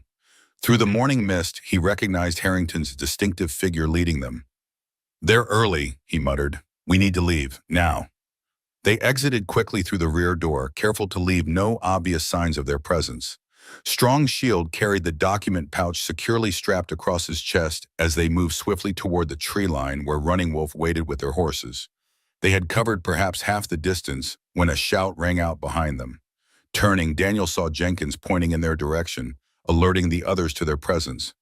"Run!" Daniel urged, pushing Wachiwi ahead as gunfire erupted behind them. What followed was a desperate race to the horses, bullets splintering tree trunks around them as Harrington's men gave pursuit. They reached the concealed horses just as their pursuers entered the forest. Mounting quickly and spurring the animals toward the northern trail Strong Shield had identified as their escape route.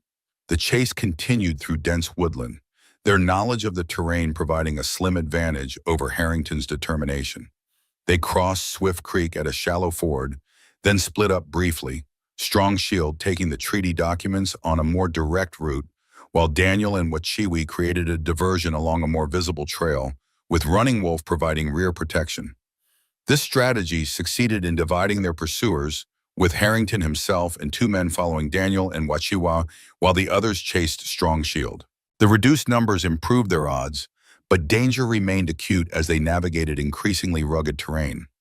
A rifle shot cracked through the forest, and Wachiwi's horse stumbled, throwing her to the ground with a painful crumble. Daniel wheeled his mount immediately, dismounting and rushing to her side as Running Wolf provided covering fire from behind. "My leg," Wachiwi gasped, clutching her thigh where blood soaked through her leggings. "Bullet grazed." Daniel made a split-second assessment. The wound was painful but not immediately life-threatening. However, her horse had bolted, and Harrington's men were closing in rapidly. "Can you ride double with me?" he asked, already helping her to her feet. She nodded grimly, suppressing pain as he helped her onto his horse, then mounted behind her. The added weight would slow their escape, but there was no alternative. Running Wolf appeared beside them. "I delay them," he stated simply. "You take different path. Meet at White Rock." Before Daniel could protest this self-sacrifice, the warrior had already disappeared back toward their pursuers. Moments later, war cries and gunfire erupted behind them, Running Wolf creating a distraction to cover their escape. Daniel guided his burdened horse onto a steep deer trail, one barely visible among the rocks and underbrush. Wachiwi leaned back against him, her breathing controlled despite obvious pain. They climbed steadily higher into the mountains, following game trails and watercourses, putting distance between themselves and pursuit. By midday, they had reached White Rock, a distinctive limestone outcropping where they had agreed to regroup if separated. Strong Shield waited there, the document pouch still secure across his chest. Of Running Wolf, there was no sign. "We wait," Strong Shield declared, his expression stoic despite evident concern for his fellow warrior, "until sun touches that peak." They used this respite to tend Wachiwi's wound. The bullet had cut a deep furrow along her outer thigh, painful and bleeding, but without damage to bone or major vessels. Daniel cleaned and bandaged it using supplies from his medical bag, impressed by her composure throughout the procedure. "Thank you," she said simply when he finished. "Good medicine." Daniel smiled despite their dire circumstances. "Good patient." Again. As the designated time approached with no sign of Running Wolf, they faced a difficult decision. Remaining risked capture. Leaving meant potentially abandoning their companion. "He would want documents safe," Strongshield finally said, his expression grave but resolved. "Mission first. Always." With heavy hearts, they continued their journey, taking a circuitous route toward the Jenkins farm, where they hoped to reconnect with their townspeople allies. Progress was slower now, with Wachiwi riding double with Daniel, her injury limiting their speed and maneuverability. Late afternoon found them approaching the rendezvous point from the northwest, using forest cover to mask their approach. As they neared the farm, however, Daniel sensed something amiss. No smoke rose from the chimney, no movement was visible in the yard or fields. They approached cautiously, every sense alert for danger. The farmhouse stood silent, its door slightly ajar, an immediate warning sign. Daniel gestured for the others to remain concealed while he investigated. The interior of the house told a troubling story. Furniture overturned, possessions scattered, signs of struggle evident throughout. Sarah Jenkins was nowhere to be found. Daniel returned to his companions with grim news. "The farm's been searched, violently. Mrs. Jenkins is gone." Strong Shield scanned the surrounding area with practiced eyes. "Not safe here, trap maybe." Daniel nodded agreement. Their fallback plan had been compromised, leaving them without clear direction. The treaty documents remained secure, but their path to utilizing them had vanished. As they considered options, a distant sound caught their attention. Horses approaching from the direction of Willow Creek. They retreated to the forest edge, watching as several riders came into view. Relief flooded through Daniel as he recognized Margaret Wilson leading the group, accompanied by Sheriff Miller and Reverend Parker. No signs of coercion were visible. They appeared to be traveling freely and deliberately toward the farm. Still cautious, Daniel remained concealed, sending Strong Shield to circle behind the new arrivals while he observed their behavior. The townspeople dismounted at the farmhouse, their shock at its condition apparent even from a distance. Convinced they were not part of a trap, Daniel finally emerged from concealment, approaching openly but vigilantly. Margaret spotted him first, her expression shifting from alarm to relief. "Dr. Sullivan, thank God." She hurried toward him. "We feared the worst when we heard about the shooting at Harrington's cabin." Sheriff Miller joined her, his face grave. "Harrington's in a rage. He's gathered a large party, claiming you stole private property and shot one of his men. They're searching the entire area." He glanced toward the trees where Wachiwi and Strong Shield remained hidden. "Did you get the documents?" "We did," Daniel confirmed. "But Running Wolf may have been captured or worse. And what happened to Mrs. Jenkins?" Reverend Parker answered, his normally gentle face hardened with anger. "Harrington's men took her to town, claiming she harbored Indian sympathizers. She's being held at the jail under guard." This news darkened an already grim situation. Their success in recovering the treaty papers now seemed overshadowed by the human cost.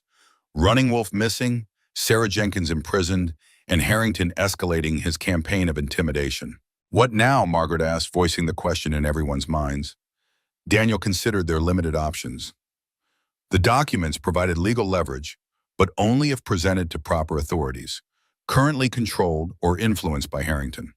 The Lakota camp offered safety, but reaching it meant crossing territory now crawling with search parties. Before he could respond, Strong Shield approached, his expression urgent. Many riders coming, from town, armed. The situation was deteriorating rapidly. Even with Sheriff Miller present, a confrontation between their small group and a large armed party would likely end badly, especially with Wachiwi injured and the crucial documents at risk. In this moment of crisis, Daniel made a decision that would shape the territory's future. Rather than retreating or preparing for conflict, he chose a third path, one that required courage of a different kind. We need to go to town, he announced, all of us, together. His companions stared at him in disbelief. Wachiwi, who had joined them despite her injury, spoke first. Town is where Harrington's strongest. Exactly, Daniel agreed, which makes it the last place he'll expect us to go, and the one place where we can use these documents to greatest effect. Sheriff Miller understood immediately. The territorial judge arrives tomorrow for quarterly court. If you present these treaties directly to him, with witnesses, Harrington loses his advantage, Daniel completed. But only if we reach town safely and the judge is impartial. A dangerous gamble, but one with potential to resolve the crisis decisively. Rather than prolonging conflict through evasion or escalating through direct confrontation, they would appeal directly to the system Harrington had been manipulating. After brief but intense discussion, a plan emerged. Sheriff Miller would return to town immediately, gathering trusted deputies and citizens while ensuring the courthouse would be accessible. Margaret and Reverend Parker would spread word among sympathetic townspeople, creating public presence that would make it harder for Harrington to act openly against them. Daniel, Wachiwi, and Strong Shield would approach town by night, using the cover of darkness to reach the courthouse undetected. As their allies departed to fulfill their roles, Daniel turned to his Lakota companions. This plan places you at greatest risk. If you prefer to return to your people with the documents, I would understand. Strong Shield's response was immediate and resolute. Treaties go to judge. I go with treaties. His hand rested briefly on the pouch containing the precious papers. Duty to people. Wachiwi's answer was equally determined, though tempered with a healer's wisdom. Some wounds only heal when truth is shown to all. She met Daniel's gaze steadily. We finish what began at your cabin. As dusk approached, they prepared for the most dangerous phase of their journey, approaching Willow Creek under cover of darkness. With Harrington's men searching the countryside, the town itself might ironically offer their best chance at completing their mission.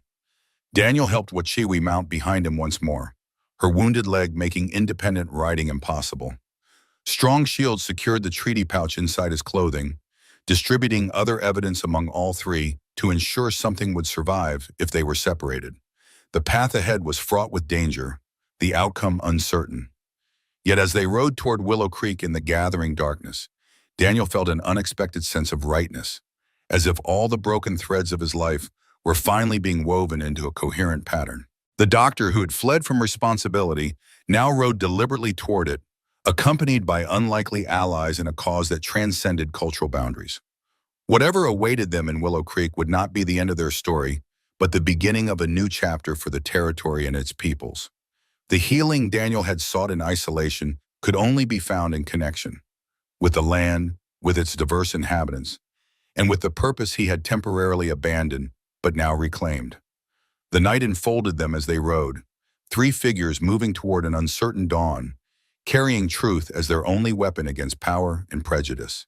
In their journey, boundaries both physical and spiritual were being crossed, creating new possibilities for understanding where division had previously prevailed. The night was almost complete when they reached the outskirts of Willow Creek.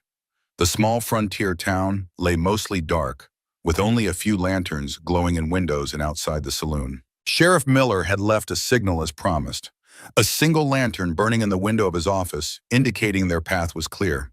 They approached from the shadows, moving silently through back alleys until they reached the courthouse. A side door opened as they approached. Margaret Wilson waiting anxiously with Reverend Parker. Quickly, she whispered, ushering them inside. The judge arrived early. Sheriff Miller has him in the courtroom now, going over territorial records. The interior of the courthouse was dimly lit, most rooms dark except for the main chamber, where light spilled from beneath closed doors. Daniel helped Wachiwi inside, her leg wound still hampering her movement despite her stoic silence about the pain. "Any word of running, Wolf?" Daniel asked as they moved through the hallway. Margaret's expression tightened. "Captured, being held at the jail with Mrs. Jenkins. Harrington's men are guarding them personally." Strong Shield's face remained impassive, but Daniel saw the tension in his shoulders. The warrior's commitment to duty over personal concern, reflecting the discipline of his people. They paused before the courtroom doors. For a moment, the enormity of what they were about to do settled upon them. They would present themselves, a renegade doctor, an injured Lakota healer, and a warrior, before territorial authority, challenging one of the most powerful men in Montana. Success would mean justice. Failure might mean imprisonment or worse. "Ready?" Daniel asked his companions. Wachiwi met his gaze, her dark eyes reflecting both determination and something deeper that had grown between them through their shared trials. "Together," she said simply. Strong Shield nodded, squaring his shoulders. "For my people, for Running Wolf." They entered the courtroom to find an unusual late-night session already in progress. Judge Malcolm Harrison, a gray-haired man with sharp eyes and a reputation for fairness, sat behind the bench, examining documents Sheriff Miller had presented. At their entrance, every head turned. Harrington was already there, his face darkening with rage as he recognized them. "This is an outrage. These people are fugitives and thieves." He rose from his seat, pointing accusingly. "That man harbored hostiles. That woman stole private property." "Silence, Mr. Harrington," Judge Harrison commanded, his authoritative voice cutting through the outburst. His penetrating gaze moved from Daniel to Wachiwi to Strong Shield, assessing them with the practiced eye of a man accustomed to finding truth amid conflicting claims. "Dr. Sullivan," he acknowledged, surprising Daniel with the recognition. "I've heard your name before. You treated my nephew's fever when he passed through these parts 2 years ago." His attention shifted. "And you bring Lakota guests into my courtroom. Unusual circumstances, indeed." "Your Honor," Daniel began, stepping forward, "we bring evidence of grave importance to the territory. Documents that prove the legitimate boundaries established by treaty between the United States government and the Lakota Nation." Strong Shield stepped forward, carefully removing the waterproof pouch from within his clothing. With ceremonial dignity, he approached the bench and presented it to the judge. "These papers stolen from Lakota Council Lodge," he explained in careful English, "show true boundaries. Show sacred forests belong to Lakota by white man's own law." Judge Harrison accepted the pouch, his expression revealing nothing as he carefully extracted the yellow documents. The courtroom fell silent as he examined them, page by page, occasionally referring to territorial maps spread before him. Harrington broke the silence. "Whatever those savages have brought you, it's counterfeit. The territorial office has the only legitimate records which clearly show my claim to that timberland is legal and binding." The judge looked up, his gaze sharp. "Curious then, Mr. Harrington, that these documents bear the seal and signature of Governor Stevens himself, dated 1855, matching exactly the territorial copy that mysteriously disappeared from our files 3 months ago." He held up one document, including a distinctive ink stain in the corner that I personally remember from the original. Harrington's face paled slightly, but his composure didn't break. "This is absurd. You're giving credence to papers produced by hostiles and a man who's clearly lost his reason." He gestured dismissively toward Daniel. "Sullivan has been living as a hermit for years. His judgment cannot be trusted." "Perhaps we should hear the doctor's account," Judge Harrison suggested, his tone making it clear this was not a request. Daniel stepped forward, presenting not only the story of finding Wachiwi wounded near his cabin, but also the evidence they discovered in Harrington's hunting lodge, the maps of the aquifer, the correspondence with Eastern investors. As he spoke, the courtroom doors opened again. To everyone's surprise, Army Captain Thomas Ellison entered, his uniform dusty from travel. "Forgive the interruption, Your Honor," the captain said, removing his hat. "I was informed of these proceedings and have information that may be relevant." Harrington's expression shifted to one of satisfaction. "Captain, I'm glad you've arrived. These Indians and their sympathizer need to be taken into custody." Captain Ellison regarded Harrington coldly. "Actually, sir, I'm here because my patrol discovered something interesting today. A Lakota warrior being transported by your men, bound and injured, well outside your property lines. A murmur ran through the courtroom. Daniel exchanged glances with Wachiwi and Strong Shield, hope kindling for Running Wolf's fate. Furthermore, the captain continued, when questioned, this warrior described witnessing you removing official documents from a Lakota Council lodge, an act that violates multiple territorial statutes and federal agreements. This is outrageous, Harrington blustered, though his confidence was visibly shaken. Since when does the Army take the word of a savage over a respected businessman? Since that savage saved 3 of my men from a flash flood last spring, Captain Ellison replied evenly. Running Wolf is known to us as a man of honor. His word carries weight in my command. Judge Harrison had been silently examining all the evidence during this exchange. Now he cleared his throat, drawing all attention back to the bench. I've seen enough, he declared.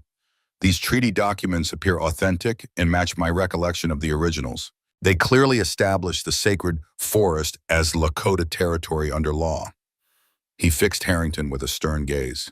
Mr. Harrington, you stand accused of document theft, fraudulent land claims, illegal detention, and inciting violence against Native peoples with whom we have treaty obligations. Harrington's face flushed dark with anger. This is a conspiracy. You'll regret this, Harrison. I have friends in the territorial capital who will be most interested to learn about your scheme to monopolize water rights, the judge interrupted. Sheriff Miller, please take Mr. Harrington into custody pending formal charges. As Sheriff Miller moved to carry out the order, the courtroom erupted in voices. Supporters of Harrington protesting, others expressing shock at the revelations. Through it all, Daniel remained beside Wachiwi and Strong Shield, the 3 of them standing together in quiet vindication. The prisoners at the jail, Daniel reminded the judge amid the commotion. Mrs. Jenkins and Running Wolf. Judge Harrison nodded, turning to Captain Ellison. Captain, would you be so kind as to ensure the release of all those being held at Harrington's instruction? They are to be brought here immediately. Within the hour, Sarah Jenkins entered the courtroom, weary but unharmed, followed by Running Wolf, who walked proudly despite a pronounced limp and bandaged arm. Strong Shield greeted his fellow warrior with a solemn embrace that spoke volumes about their brotherhood. I knew you survived, Strong Shield said simply. Running Wolf nodded, could not leave before mission complete. His gaze moved to the treaty documents now safely in the judge's possession. Did not fail our people. Judge Harrison called the room to order once more. In light of tonight's evidence, I am issuing an immediate injunction against any further encroachment on lands designated by treaty as Lakota territory. I am also ordering a full review of all land and water claims filed by Harrington Enterprises. He looked directly at Akacheta's representatives. The sacred forest remains under Lakota protection by law of this territory and the United States government. The formal proceedings concluded, but the night's work was not yet complete. As Harrington was led away, Daniel turned his attention to Wachiwi's leg wound, which had begun bleeding again during their journey. Let me check that, he said, guiding her to a bench. Always the healer, she replied with a small smile, allowing him to examine the injury, even when battles still rage around you. Some habits are worth keeping, he answered, carefully redressing the wound. Their eyes met, and for a moment, all the chaos of the courtroom faded away. Something unspoken passed between them, a recognition of the journey they had shared and the bond it had created. Captain Ellison approached, interrupting their moment. Dr. Sullivan, he said, extending his hand, I understand we have you to thank for preventing what could have been a bloody conflict. Daniel shook the offered hand. Many people took risks for justice today, Captain. I was only one. Nevertheless, the captain replied, your actions have prevented violence and upheld the law. Not all frontiersmen show such respect for treaty obligations. The treaties protect us all, Daniel said, echoing wisdom he had learned from Akacheta. Land, water, people, all connected. What harms one eventually harms all.